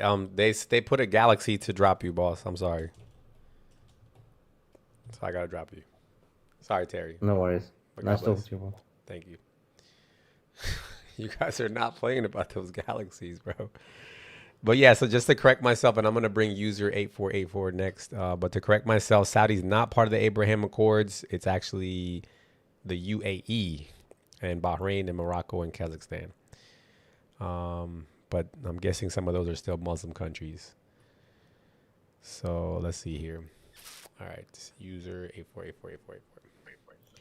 Yeah, just to add on to that, the Saudis have a foreign policy of saying no accords without a Palestinian state on the 67 borders in East Jerusalem. You can look that up as well. All right, cool. I find American Zionists to be the most hypocritical, political ideologies on the planet. You want me to explain why? Sure. You make these land claims, these ancient land claims for Jews in Israel, which I agree there are some Jews that are indigenous to the land, 100%. But then you live on stolen land in the U.S. Why don't you call your local tribe and forfeit your private property to some indigenous tribe that was here before you? But user, why do ancient land claims count for Jews in Israel, but not indigenous Americans? No, that's not the heart of the matter, though. The heart of the matter here is that Israel currently occupies the land. They have it. Oh no, sir. I heard you earlier. You were making ancient land claims for Jews, talking about their artifacts and how it belonged to Jews, etc., etc. Yeah, the same applies for indigenous Americans here. Why don't you forfeit your private property to them? But we don't deny that Indians were here. There's a lot of people Chicago himself literally told you there are some Jews that are indigenous. He literally said it. I heard it. But user, do you think that Americans deny? Wait, can you acknowledge that we didn't deny it? At least the two people were talking to you about it. What? Don't deny what? He acknowledged that there are some Jews that are indigenous. So I don't get why that means anything. The point is, you're making these ancient land claims for Jews. You think Jews deserve the land. One of the reasons being, I'm sure you think that because they won the war, etc., etc., they deserve it. But one of the reasons you're making is an ancient land claim, which is ridiculous. The main one. On stolen land. Wait, so okay, and you can see that it's ridiculous to make ancient land claims because I'm Arabic, so that means I'm indigenous to Arabia. I fly to Saudi Arabia and start my own little colony inside of the kingdom? User, can I talk now? All right, go ahead. The reason why this comes up about ancient land claims is because to draw the parallel of how any Muslim would feel about this scenario. I explain yourself. I don't know what that means. Because Muslims are the ones going around taking land and making it quote unquote theirs, and calling it holy. Just like the British. Just like the British. But what I'm talking offshoots of the British found in America. You live in America. But what I'm saying, user, is that Muslims call it Holy Land, which then makes it theirs eternally. I mean, all three Abrahamic faiths call it a holy land. Jesus was literally born there. Okay, but which one of them Wait, what do you says... mean okay? You just keep saying okay to things and moving on. Can you acknowledge that that's not a good point? User, all three... it's an amazing point because all I'm saying is that there's a parallel there. So if, for example, Muslims were taken out of Mecca, right? No matter what happened, they would always lay a claim to that land, no? An indigenous... or what did you call it? Sure, but would international law uphold it 1,400 years? So let's say 1,400 years ago, Muslims were displaced from the land, and in the year 2026, a bunch of Muslims wanted to come back to the land, uproot the civilization that was already there, and push them out, create their own nation state on top of the Arabs that live there. In this case, I don't know, it's white people there, I guess. You don't think where are we talking? Where are we talking about now? Apparently Mecca. Apparently Mecca was taken over by a bunch of non-Arabs. Oh, okay. And what would happen? Yeah, what would happen? So if a bunch of non-Arabs lived there for hundreds of years, and these Muslims were displaced 1,400 years ago, and we're in the year 2026, and these Muslims decided to randomly come back 1,400 years later, and establish their own Muslim superior state, because obviously Israel is an ethnic state. Okay. You think international law would be pushing back just like the same way they are with Israel? I can give you a better modern day example. We can look at Britain. So I don't understand. Because your example, it's a very like out there example. I'll give a better one. In Britain, there's a bunch of Muslims that are migrating there, and the British are getting brother. Don't give me a better one yet. This should be very simple to understand. This is not. I mean, hard. I just laid out. I laid it out. Yes, I think if Muslims got displaced, I'm trying to figure out what you asked me. If Muslims got displaced from Mecca, obviously they would try to fight back, right? They would try to come back. Sure. Right, and then what is your question? Would the United Nations support that? Is that what you're asking me? Yeah, would the United Nations, would all these human rights organizations, would they all allow if these Arabs act the exact? Because for this parallel to work, in this parallel, the United you have to assume the Arabs and the Muslims are acting the exact same way as the Israeli Jews. Yeah, in this parallel, the United Nations would be on the side of the occupier. I'm guessing, right? No, they wouldn't. Well, is the occupier the Arabs? Is that what you're saying?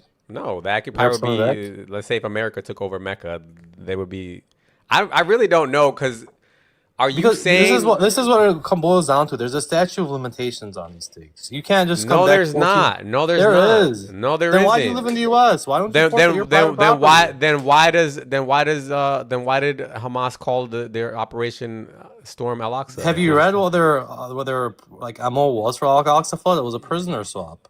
It was a what? It was a prisoner swap. Yes, they invoke religion, but the entire operation was about a prisoner swap.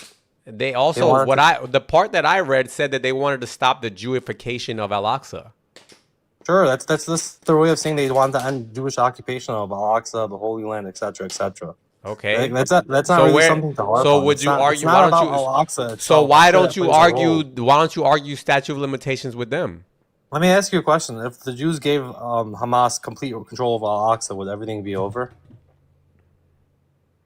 I doubt it. Okay, then. So you just conceded that's not just about Al-Aqsa, because in my scenario, they get Al-Aqsa back fully, and it's not over. So that means there must be something else happening. Wait. So when I said I doubt it, it's because I'm basically saying that... They're greedy. They want more. Yeah, that they don't want. Okay, Israel so to if exist. they want more, that means there's more to it. So it's not just about Al-Aqsa. Sure, it plays a role, but if we gave them Al-Aqsa, they would still fight because they were living on the land initially. If you can look at the Ottoman tax records, they actually did a really good job keeping track of populations. Do you know how many Jews were in the land in 1880? Oh, fuck. It was 20,000 Jews. 20,000. Okay. Do you know how many Jews there were around 1945? What I'm trying to figure out is this. Why don't Can I give a better example? No. Why don't you see an issue with Muhammad or I guess... I have many issues with religion. And a lot of these. Are you Muslim? Are you Muslim? No. Oh, then you're never gonna understand this, bro. What do you? Dude, it doesn't matter what. Wait, what's your dog then? What's your dog in this fight? My argument is rooted in international law and human rights. That's it. Very simple argument. That's it. International law. Yes, I think all religions are maniacal. I don't really. Do you believe that? Do you believe that? Do you believe that the United Nations always follows international law? I think when they don't follow international law, we can look at the international law and decipher and use deductive reasoning to say they're not following international law. So when the Israelis violate international law, we pull up the article. We can look at Article 49 of the Fourth Geneva Convention. But the countries that are but Steve, the problem that you don't know is that there's plenty of times where international law is broken to serve and when the purpose. and if someone broke the law and I found someone and I was debating someone that complained about it, they would be right. Okay. It's very simple. Like so are okay, you saying, all right, let's go to that. So okay. All right, law. let's go to that. What international law is Israel breaking? Article 49 of the Fourth Geneva Convention. Pull it up. Which is what? Just tell me. Basically, you cannot move your population into occupied territories. That's not what it says. That's literally not what it says. That's not what it says. It says you cannot forcefully emigrate a group of people into a territory you occupy. Yeah, that's what it says. Yeah. Correct. And Israel's not doing that. Israel is giving incentives to go into Area C. That's not the same thing as forcefully. I know, but this is why we're both not. Hold on, let's try. Okay, you do understand why that. User, relax. You brought this up. You do know why that Article 49 was brought into place in the first place, right? It was post World War II. Yes. So I'm guessing it was still. There was many places that this was right. So it was put in place to stop a government from deporting its citizens into places that it doesn't control. That's not necessarily true. It's not only that. Oh my God. It's not only about force. It's not only about the deportation. It's also about, for example, when Germany. Okay, let's look it up. What is it called again? Article 49 of the Fourth Geneva Convention. Okay, Article. I literally just watched a video about this. Article 49 of Geneva Conventions. Yes. Conventions. You're gonna see this is not. I want you to read the amnesty claim about this. Okay. The amnesty. I don't know if you're aware of them. I mean. All right, here we go. They are the biggest human rights organization. They have an army of lions. All right. Paragraph 1 bans forcible transfers. I'm pulling up the commentary with you. Bans forcible transfers or deportations of civilians out of occupied territory. Do you agree that the West Bank is occupied? Okay, so. Oh wait, I just want to see what we agree on. User, I need you to be very because now you're jumping between two different things. No, I was about to give a list of things we agree on, and wait, user, I don't want to go through all that. I just want to understand. Are you are you arguing that Israel is forcing its citizens into occupied land? No, there's incentives to move there. Okay, then that doesn't fall on this doesn't apply to that. Okay, where? Show me where. Show me where. Okay. Have you read the commentary? What's that? Commentary is like when you expand on international law. Like, for example, Article 23, when we get to also talk about them stopping aid going into the Gaza Strip, there's an items A, B, and C. Just tell me what specifically you want me to type in here so I can read it. So go to the ICRC, I'll go pull up with you, IHL database. I'm going to do it with you. I'm not pulling up the actual thing. I'm just on AI. Just tell me. Ask your AI. Just ask your AI what you're asking me. Fine. We'll make it very simple. Just ask your AI. Does Israel violate Article 49 of the Geneva Convention? I'm not going to ask my AI to interpret it. I mean, you're the one that has it up. Okay, here. I'm asking it to pull up parts of it for him. I'm not going to ask it to interpret it. Oh, I can't open my camera. This isn't. We all know that AI interprets things wrong all the time. I understand that. I agree. That's why I said it's like the simplest way. Okay, so just tell me what section. So just go search IHL-database.icrc.org. Click on Article 49. You want me to go to another website? What? Okay, I what? Give me 1 second. IHL-database.icrc.org. I'm checking if this has the commentary. What's after database? IHL-database.icrc.org. It's basically international human law. ICRC.org. Okay. So at the very last sentence, the occupying power shall not deport. What does it say? The occupying power shall not deport or transfer part of its own civilian population into the territory it occupies. It's not. And this is something that I've discussed. There you go. You just all that just to say the same thing. Transfer. It's not transferring. Yes. This is again. You're taking this way out of context. This is talking about the illegal deportation Or we could even say the inhumane deportation of people. This is not talking about saying to people, hey, do you want to go live somewhere? Like, and you want to do it. It's not talking about that. This is trying to stop governments from illegally or inhumanely deporting its own citizens. You don't think it applies in any regard? You don't think the commentary? You don't think historically this law has been applied? It hasn't been applied. No. I can pull up the case law now. Give me a sec. I forget the exact nation it was applied God. to. What do you? That's how law works. This It's case. this is silly, internet, dude. Like this law. Because you're trying to take for everybody who's listening, he's trying to apply where supposedly, and we could talk about this later, where supposedly Israelis who want to go to certain parts of the West Bank, they want to go there, right? Versus this law, which is telling you that you cannot deport citizens illegally. This is not the same thing. So if I find case law that shows the exact same line, I would honestly would love to see it. I doubt you're gonna find it, but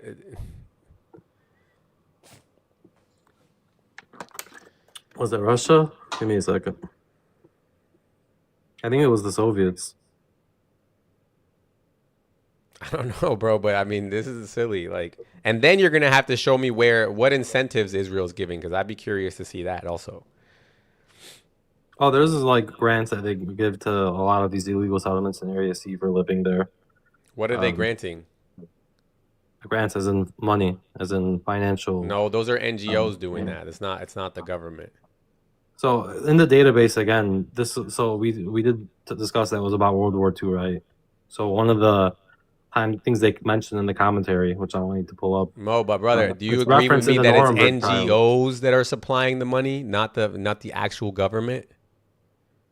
No, you don't. There are government grants for establishing. No, there's not. Not. You can show me one. As far as I know, it's just NGOs. We're going right back to Article 49 because I have it right here in front of me where they cited Article 49 in regards to the Nazis trying to occupy other territories and bring their population into those occupied territories. Nazis were trying I was to just deport. about to give the modern example. I'm telling you how it stemmed, how it was created. It was created because of Nazis, and now the Israelis are doing it. It's very correct. It was Nazis trying to deport their own I'm giving citizens. I'm giving you the modern That's example. illegal. The Russians. I was right. So the Russians were trying to bring in their population to occupied Ukrainian territory. This was a violation of Article 49, and then they go on to discuss Article. I don't know if you have it in front of you, Article 2B8 of the Rome Statute. So when you make a case against someone, you wanna let me pull up the exact user. I mean, look. At this point, look. You know what? I mean, fine. Okay, let's put it's like now we're talking about the law and then how the law is interpreted. It's kind of silly. It's getting out of hand now. How is it kind of silly? That's how law works. I get that. Wait, do you think this is my claim? Because now what you're gonna have to do now, I'm gonna have to go read about what happened in Russia. When was this? In 2014 in Crimea. And also in the most recent war against the Ukrainians, 2023. Okay, hold on. So this is Article, what is this again that we're reading? Article 49. 49. Okay, so I'm reading through an ICC document on the Ukraine. I'm going to give you the Article 49 apply to what situation in 2014? This is situation in Ukraine. This is March to April 2022. So I'm reading the most recent one. To a Russian, let's say, can I call it a Russian deportation then? Or a Russian what? No, Russian transfer of citizens, like bringing in citizens. The idea, the spirit of the law is, the idea behind this law is when you occupy territory and then you start. In 2014, you said, right? Yes, and 2014. Ukrainian territory from November 21, 2023 to February 22 of 2014. All right, so it says here, application to Crimea 2014. Hold on, goddamn. A lot of shit. Do you understand why the spirit of the law applies there? They don't want people to occupy territory and then funnel in their settlers. It covers direct state organized relocation and policies that have the effect of implanting the occupier's population, incentives, property. Oh, you said the answer for me. You found it quicker than me. Or creating conditions that encourage settlement. Exactly. Encourage. Does encourage mean force? Wait, is this an AI summary? I won't take it if it's an AI summary. This is just the AI interpretation right now. Oh, well, the AI agrees with me, but I don't like the base off AI. I'm reading through the 33-page PDF. That's exactly what I'm saying. So the Russians weren't putting their citizens at gunpoint into Crimea. It was beneficial all for right, the Russians. now, okay, pause there. Now let's talk. Now, if we're really Pine going to grants? interpret it this way, if we're really going to interpret it this way, user, then doesn't that make the law kind of ridiculous? So okay, to we begin with? we'll If agree. if we're really going to We'll agree that it's interpret, illegal. Now you want to talk no, about no, it? no, no, no, no. I'm asking. I'm not saying because that's, if I'm not you're making a saying, statement. and again, I'm not gonna research all this right now, but like if I mean, the granted AI to you- is that's a pretty good summary yeah, right there. if you I want to go granted off to you, file. if I granted to you that that's somehow the interpretation, that would be kind of a weird law, no? To say that Not at all. it's illegal, why would it Yes. be illegal to It's to protect the incentivize? occupied. So then Mexico's doing the same thing then. Who's Mexico occupied? Mexico is breaking the 49. The Mexican government because they're incentivizes incent- Mexicans to run into the U.S. Yes, 100%. How so? What incentive do they have? Bingo. What official policy do they have? The policy where they don't. And if you can prove it, I'll agree with you. Yeah, that would be illegal. The policy for where for me to pay a bunch of Mexicans to go into the U.S. That and yeah, the but there's a policy- caveat here that you're missing. Mexico doesn't occupy the US. Sheinbaum recently said that she's not going to go after the. Wait, the the example doesn't work, host. How? Completely, because Mexico doesn't occupy 1 single inch of American territory. So this example's out the window. Next. Wait. Oh, this only applies to occupied territory? Yes, the whole idea of this Okay, is okay, occupied whatever. territory. Yes, I still and think it's and the ridiculous. reasoning behind it. Let me explain the reasoning. The reasoning behind it is so in the Israeli situation. We can use the Russian situation if you don't want to talk bad about Jews. I think. Okay, they're where afraid to are do they that. going?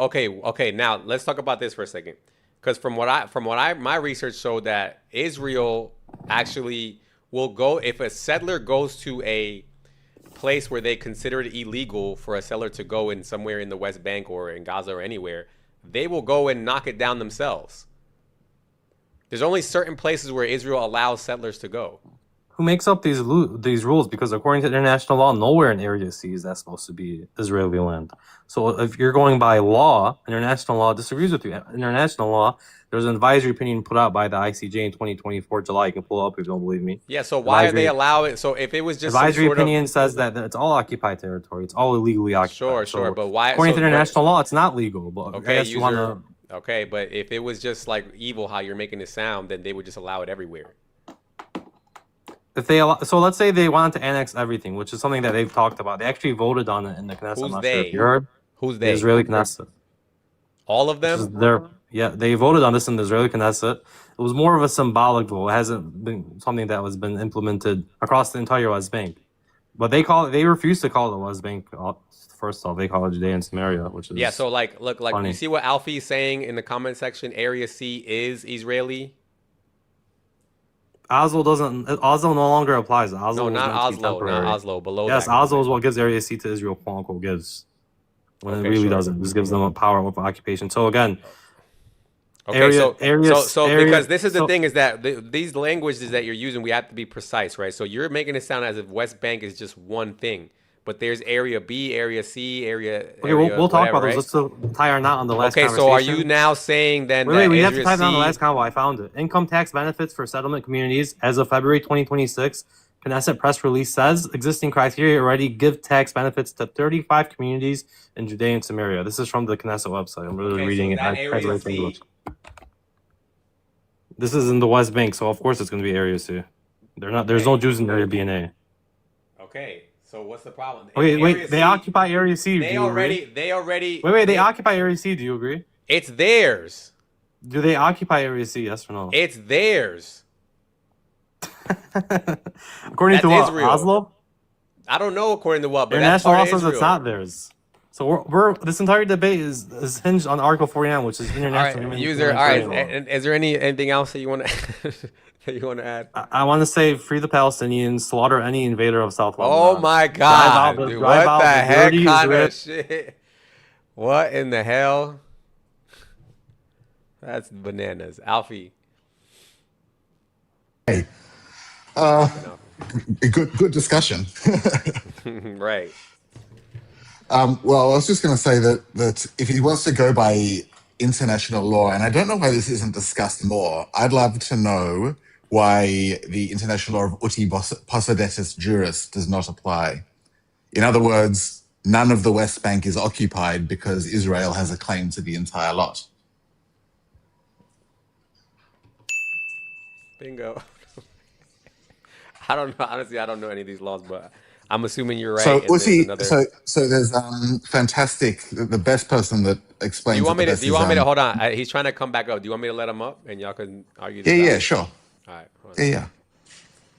Because you guys sound like the same exact person, just on opposite sides.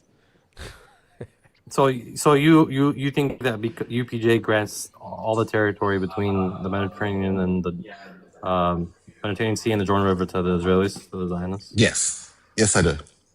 Do you know what the spirit of the law of UPJ was? Well, the spirit of the law and versus equal application of the law are just two sides of the same coin. I don't know what that means. I mean, It's uti gibberish. possidetis, the uti possidetis juris was applied all over the world. Yes, for Iraq, decolonized Jordan. areas. Yes. Well, that's what Israel is. I Israel know, is the but did you know? decolonization. But what? So it was colonized by the British, right? British No, mandate. it was colonized by everybody. Okay, when UPJ applies in your history of your moment in time, it was occupied by the British. Once the British left, UPJ grants it to the Jews, right? That's your argument? Correct. No, not to the Jews. It granted it to the entity that arose at that time, Which was and only Jews. one, which was Israel. If the Palestinians had proclaimed a state or accepted the petition plan at that time, then uti possidetis juris would have split it. But because only one state emerged, UPJ is an all or nothing thing. It's not has nothing to do with the with no, partition, which was a recommend. No. Which, by the way, partition was not international law. Partition was not. No, exactly. Resolution. It was a recommendation. No. But uti possidetis juris simply states that when one entity ceases to control an area, the emerging entity by default takes on the existing borders of the entity that has ceased to exist. So there's a couple reasons why this doesn't stand to any scrutiny, and there's a reason why the Israelis have never argued this in any international court in their 77-year history, because it will never stand. It's never gone to court, and it has been argued. Show me where it's been argued. Look up any Natasha Hausdorff video. Look at her standing in front She's not of arguing the in UN. court. I know who she is, the Piers Morgan lady. What court She is she happens to arguing? be on Piers Morgan. She's an international lawyer who specializes in this specific who works thing. for Israel, UK Lawyers for Israel. Why? Making a claim on TV doesn't. Did she? Well, refute it. Say this in front of a judge. Tell me why she's wrong. I will. That was just one portion. When I accuse you of stealing my car, just you being near my car is not enough evidence. I would pair that with you having something that can break my window. Well, and I pair that with CCTV footage, and I make that entire argument for you stealing my car. So I got to put together a multi-pronged argument to debunk or push back on UPJ. Yeah, Alfie, because from what I'm seeing, you're asking why it has never been argued, which I don't know if it has or hasn't, but I would say from what I've seen, there's been plenty of times where Israel could have just taken everything and they just decided to be nice and give Palestine something. So nice. But what UPJ does is it removes the entire thing of the entire argument of occupation. You can't occupy something to which you already own or have a right to. Let's go point by point. What were Israel's territory? What was Israel's boundaries, borders in 49 when they declared a state? Well, according to UPJ, from you the have to have the defined sea. borders, by the way, for UPJ. No. UPJ says that by default, whether or not they claim them or not, that the borders automatically become are defined by the borders of the preceding entity, which was the mandate of Palestine. What territories did Israel, when they declared independence in 49, what were their territorial marks, borders? They were none defined. So you just debunked yourself.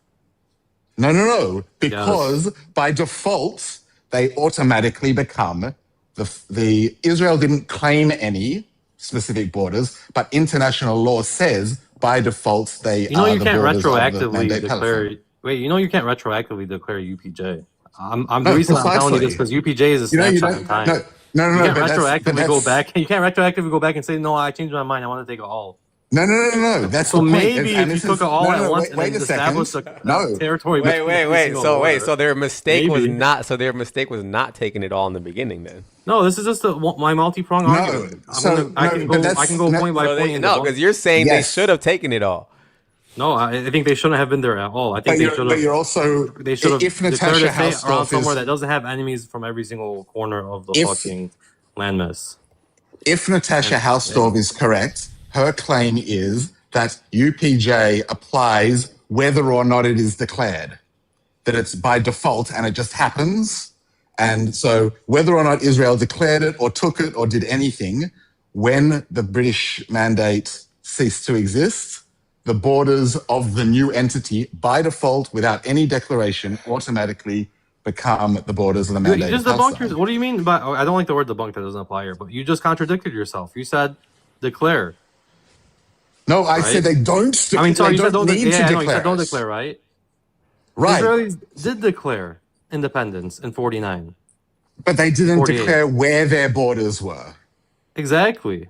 So they didn't declare. So by default, they didn't become the invoke borders UPJ. of Mandate Palestine. They didn't invoke UPJ. You don't, and also, you the don't idea need to behind invoke wait, it. Let me land my point. You don't The need to idea- invoke it. That's the point. You do. Let me land my point. No, the it idea doesn't. behind the idea No, behind you UPJ don't. is to UPJ give. just applies. Yeah, The idea behind Alfie, that is kind of silly. I mean, user, that's kind of silly to say you have to invoke it because that's the international law states that the entity that You do because there's been dozens of UN resolutions that have been created, and Alfie knows this. The Israelis are a UN member state. There have been advisory opinions put out. I know advisory opinions aren't legally Advisory binding. opinions. Yeah, I know, but advisory opinions are rooted in international law. They cite But other. that doesn't case apply law. to. I haven't seen that apply to It another does though because scenario. we're talking like there have been for dozens example, of like if resolutions that passed. like when somebody, for example, when you guys were trying to say that there was a not a genocide, when they were trying to say there was a starvation going on, there wasn't a need to invoke. It was just like they went and they looked at the situation and That's they said, okay, different. We're talking about no, it's not. declaring Why a is it state. different? Because we're talking about declaring a state, not committing a crime, like of starving someone. Okay, Yeah, so but- here's Like, simplified. Here we go. So when Israel And declared also, a Alfie, why don't state, you recognize the other fact? There was two peoples on the land. no, there weren't. There were Arabs and there were Jews. There was two different peoples that were vying for the land, where we literally had a war break out the same day. No, that's right. We declared No, that's independence. right. So the spirit of UPJ, yeah, no, the spirit it of wasn't- UPJ it was when wasn't- someone gets decolonized, like an indigenous, like you can look at the, I don't know, you want to look at Puerto All right, Rico, guys. you All want to right, look at because this is Mexico. all right. No. I get it now. Okay, but now Like, for it's meant to it's meant to grant the territory to the people that were all right, occupied. fine. Look, user. So the Arabs what user? never got User. anything. User. The idea What? behind What? UPJ is User. a fair. User. What would be your solution to all this? My solution. Well, I'm not Palestinian, so I don't like to tell Palestinians what to do with their land because I'm Lebanese and I would never give an inch of South Lebanon. But my quote unquote temporary solution is Not temporary. non-Palestinian. No, the final solution. Fine. My. This is my like. Well, that's a dangerous term to use. Again, this is my this is something that I think might potentially work. Again, I'm not Palestinian. I would never auction off their land, their blood. Not my business. I'm Lebanese. It's not their land. Hold on, let him go. User. If What? I was going to say something, I would say 67 borders. They get East Jerusalem. They get full sovereignty over that land. They get an airport. They get a seaport. Ideally, they should get it from the river to the sea, in my opinion. I'm just talking about something that's realistic. Ideally, if I could press a button, I would give them river to sea because that's what they deserve. Would any Palestinian of any sort of importance in 100 accept years that? from now, when they steal South Lebanon, they're gonna be telling the people on TikTok 10.0, South Lebanon was always ours, and they're gonna tell me that They're not going to take southern Lebanon I am so nice. permanently. I gave you guys I mean, North look, Lebanon. from my perspective, both sides I gave you guys are. North Lebanon. What do you mean? I know, but both sides. I think both sides. Literally are the doing it. same. I think both sides are trying to do the same thing. I think both sides don't want the other there. I don't think there's. Sure, but What do you mean? like- There's over 2 million Palestinian citizens of Israel. Yeah, but we all That's know. different. But this is why I always go back to religion, is because we all know that when one side or the other actually gets the actual like advantage, they're both gonna try to take over that. But Israel has the advantage. And No, has I know they have it, but they don't can't, have. though. But they don't have people it to keep the saying, point. wait, host, people, this is the They have it to the bad point. faith argument. They Can I could explain raise why? They have it to a Al-Aqsa point, but tomorrow. they're afraid to take their own holy Exactly. land. That's crazy. Wait. I'll explain why they're afraid. Because it would be state suicide. So people always make this argument in Gaza. Hey, the Israelis could have killed everyone in 1 week. How can it be genocide? What would happen, Alfie, if the Israelis killed every Palestinian in the Gaza Strip in 1 week? No, wait. Absolutely Why can't? Wait, explain again why they can't take. So people always make the same argument in the Gaza. Absolutely genocide. nothing. No. Don't give me the parallel. Just tell me specifically why won't Israel take? Why won't Israel just kill everyone in the Gaza Strip? No, why won't they take over Al-Aqsa Mosque? Oh, they're not. They haven't. They handed it to Jordan. The Muslims would be very upset, and it would be like a whole thing. That's all my opinion. They had it. They have it. They have control over it. But if we're being honest, because everybody always says like, oh, if Palestine took over, then they would allow the Jews to live there peacefully, whatever. I mean, in Jerusalem, they lived all together. I get that, but Jews used to leave their children with Muslims. Yeah, but that doesn't solve the problem because I mean, wait, but you're saying when the Arabs were a majority, they would I know that, but what I'm saying is it's the same. But I could say the same thing to you. Muslims currently live in Israel, and there's no problem there either. But what I'm saying is that that's still avoiding the issue that both sides want that exact piece of land for their holy I think site. you're not going to understand it unless I give you a parallel that's not with Arabs. No, I don't want a parallel. Do you agree with me that no matter what happens, both want that holy site as their holy site with their holy temple? I mean, there is, like I explained, there is a religious aspect to it. If it was just based off what you said, give the Palestinians. That part's not going away. Will they end? Will they stop? No, they don't want just Jerusalem. So it's not true what you're saying. Of course, it plays a role. If Israel they would love Jerusalem and the old city, of if course. Israel they also want okay. Haifa. They also want Tel Aviv. They want it all. Yeah, but Jews are always going to have a whole. The Jews have it all. They're gonna. There's always gonna be a chip on their shoulder. You don't have the West Bank. You don't have Gaza. You don't have South Lebanon. You don't have a lot of places. What are you talking about? All right, guys. They don't want South Lebanon. All right, guys. I'm gonna end it there. Anything else you guys want to finish? Last Free the statement? Palestinians. Any invader of South Lebanon. No, shut the hell up, user. Goddamn. He's gonna say slaughter. Anything else you want to say? I was gonna say the proof is in the pudding. Like if Israel became a Palestinian state, which Arab state would it be like? Like, this is the example I always ask. Like, let's say Israel says, okay, we allow ourselves to be taken over and become a Palestinian state. Which existing Muslim/Arab state would it be like? And would that be good for anyone except Muslim Arabs?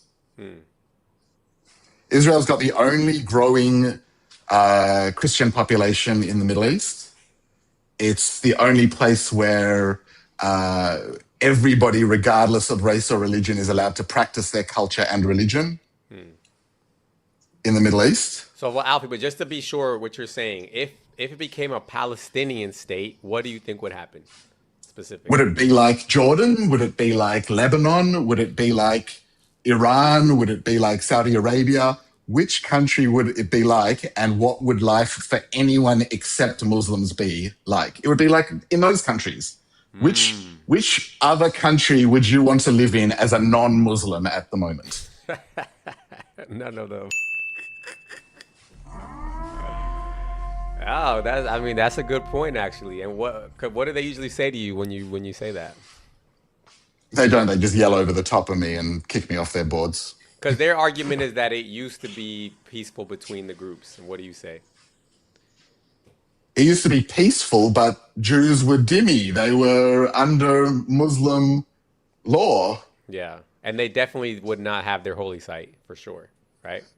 Okay. Well, I mean, when the Turks had it, and it was Islamic, and then the British had it, and it was... The British period was relatively okay, although the Jews were constantly getting attacked by Arabs throughout that time. Basically, there is no example. I'd like to pose a challenge to the Muslim states, which is, if you'd like us to turn Palestine into, give it to the Palestinians, turn it into an Arab/Muslim state, one of the Arab states should show us what life would be like. Give Christians and Muslim and Jews and everybody else and the Druze and the Baha'i, give them full equal rights, give them freedom of religion, give them freedom of race, give them sexual freedom, show us how gays and how the LGBT community would live I'm in actually their country. I'm actually going to ask them that now when I start asking certain things. I'm going to ask them that.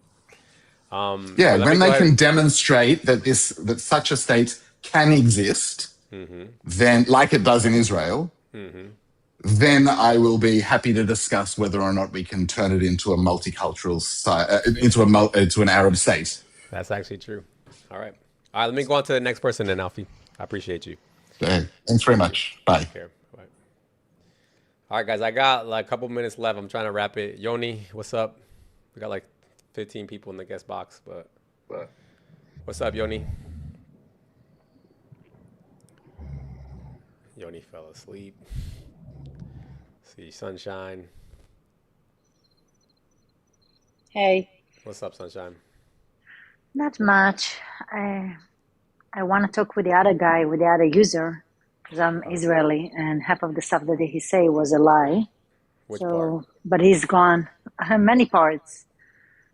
Many parts. That first of all, he claiming that this is where their land, which is not true, because everyone that have a brain, little bit brain, and look at the history, will go and check the census by the Ottoman Empire, and he will notice that there was only 247K people on that land, and that's included the region of Jordan today.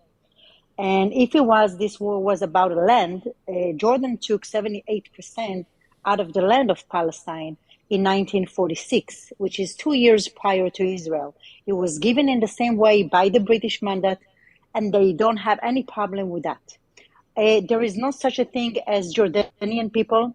It's actually a mix of Bedouin. It's a mix of many Arab people that came from different type of Arab Muslim countries, and now they call themselves Jordanian. There was no Jordanian people before. Okay, so he's working the same concept. So Jordan, they pretty much take the majority of the land, the region they call Palestine back in the days, and no one say anything about it. So this is hypocrisy. They don't care about the land. It's not about the land. It's about the religion and about the control of the religion. Yeah, so That's Sunshine, it. So can you clarify something for me? Because the thing I always hear from Palestinians is that they're like, yeah, we used to all live peacefully together and blah blah that's bullshit. blah. But So then my family why? actually. Uh-huh. Why Sorry, did the go war ahead. happen? Why did the war happen then in 1940? What was it? 1948? So they actually started because they have an opportunity to declare their own independence. That's what the British told them. And they refused because they were planning, they were organizing to come and attack the Jews and kick them out and just split the land. So there was not even, they didn't even call themselves Palestinian. The plan was to divide the land between Lebanon, Syria, Jordan, and Egypt. Okay, there was no Palestinian people in 1948, never called themselves Palestinian until 1964. It was an Arab army that came over all the way, and they were preparing for the war, and they lost. And now they get upset. Because everybody's So trying to make it sound as if they know exactly who I'm talking started it facts. and on I'm what talking day. facts. No, I agree with you, but what I'm saying is like when I look at the situation, when the Jews were allowed to come back to Israel, I could imagine that probably was a very tense situation for everyone in the Did area. you know that? Did you know that there was a period of time for 2 years that the British actually kicked the Jewish out from the land because of the Arabs? People that were Holocaust survivor that came over by ship to Israel after the Holocaust, and they've been kicked out to Greece because of the Arabs. They The got kicked out of British kicked them Greece. out. Yeah, they kicked them out from Israel back like to Greece. Oh, to Greece. Okay. To Greece, yes, by So ship, you're and talking they about were what, there for 2 years. 1946 and to 48? Yes, around 45, like right after the Holocaust. Okay.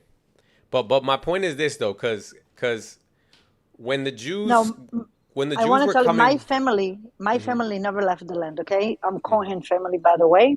Okay. They were used to live in Jerusalem. There was actually many massacres of Jewish people in that land. There was the massacre in Tzfat. Go and search it up. There was a massacre in Hebron in 1929, way before 1948. Type it, massacre of Hebron, 1929. Go and search it. In one day, they get up early in the morning and they go to the Jewish houses in Hebron and they slaughter them all. Why? Why? And it's happened in Tzfat, and it's happened to many Jewish villages. You know, before the Jewish people have all of this organization, like the Irgun, the Haganah, The reason that they have to have this organization because they didn't have any protection. They've been constantly attacked by the Arab, constantly attacked by the Arabs. So that's why they say enough is enough, and they start to have all of this organization like the Haganah, the Bilu, in order to protect themselves because they didn't receive any protection from the British. Understand? And the Arab constantly attack them. Yeah, I don't see how there ever is going to be peace there because of the holy site. You need to ask yourself a different question. Move Israel to the side.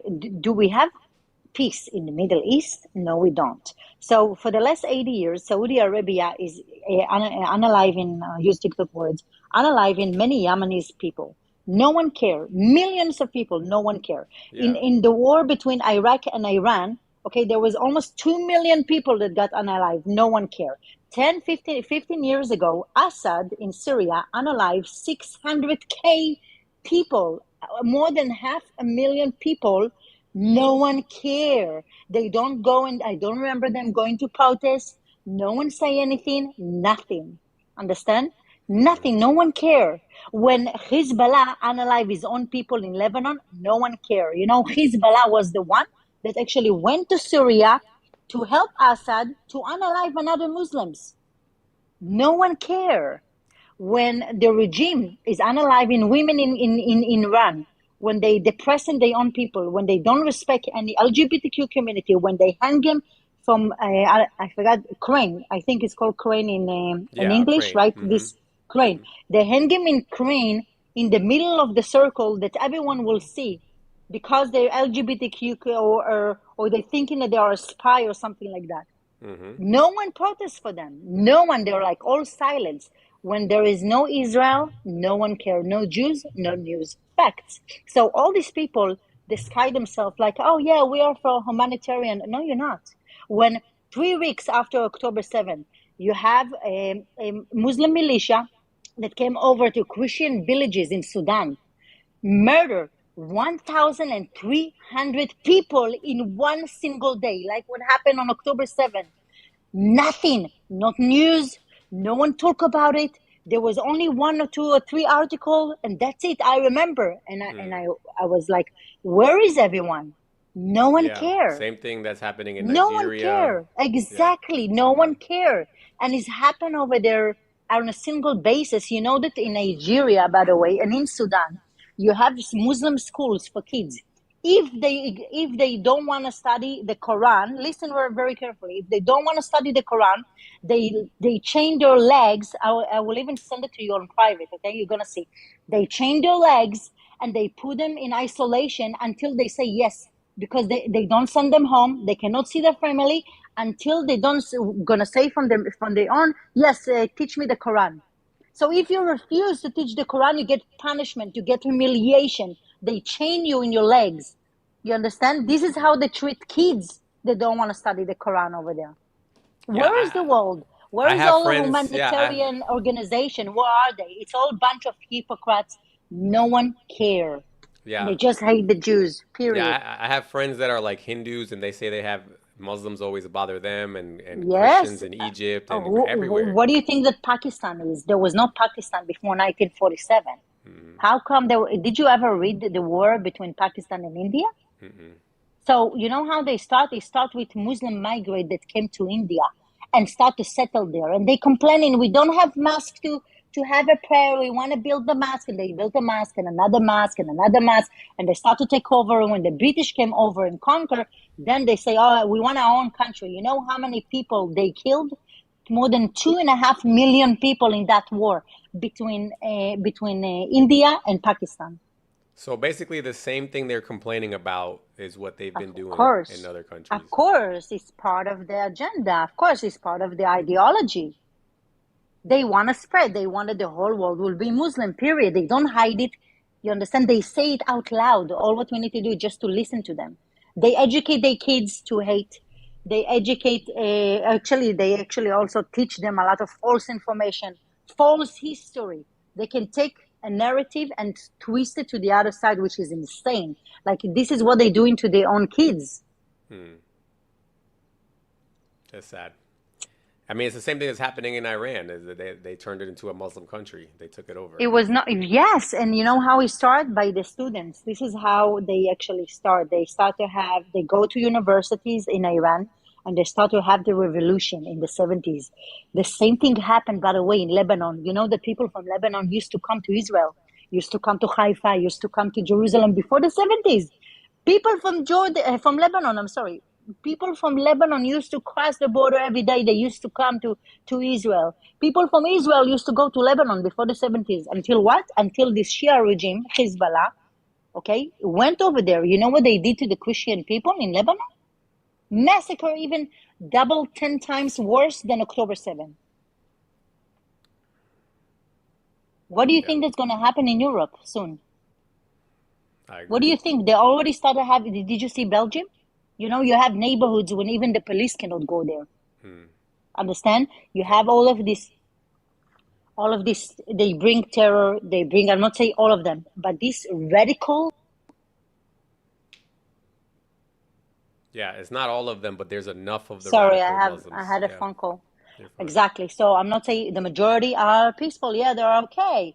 But you know, minority group out of 2 billion, it's how much? 500,000 people when they are radicalized. That's a lot. That's a lot. And not only like try to think what's make a person that doesn't have any clue whatsoever about the history of what happened in the Middle East to go and protest. And they don't even understand what they protest for. So pay attention to the brainwash that happened in universities in the Western countries. They went to the university. You know about the BDS movement? It started 17 years ago. They start to go and start to do brainwash. And now we are 17 years later, and this is the result. Yep, and I can see the same thing happening in America, which is why I'm doing these lives nowadays, unfortunately. Exactly. But Don't worry, we'll not let it happen. They will not destroy this country for sure. Right. Anything else you want to close with, Sunshine? No, that's it. Thank you so much for having me. Thank you. Thank you. Anytime. Take care. All right, guys, I'm going to wrap it here. I appreciate you guys. As you guys have heard it, I think, you know, it's important for everyone to do their research on what you just heard her say and what I've been saying this whole entire time, that pretty much anywhere that you see Islam bordering with another country, there's going to be a problem. There's going to be violence. There's going to be uprisings. There's going to be massacres. So, you know, this is not isolated. You guys look at this Israel-Palestine issue and you think it's only happening there because of some sort of injustice. It's not. This is anywhere the Muslim goes, violence follows. So please do your research. Look at what's happening, like she just said, what's happening in Europe right now, okay? And what's coming to the United States next. So don't be fooled. Wake up. Yeah, but follow me on TikTok, but also follow me. As you guys can see, I got my YouTube channel as well, Scary Hours Podcast. I repost all of the lives there. And yeah, Levant, I'm sorry, but I'm just tired. I'll follow me and I'll let you up next time. Appreciate everybody. Thank you.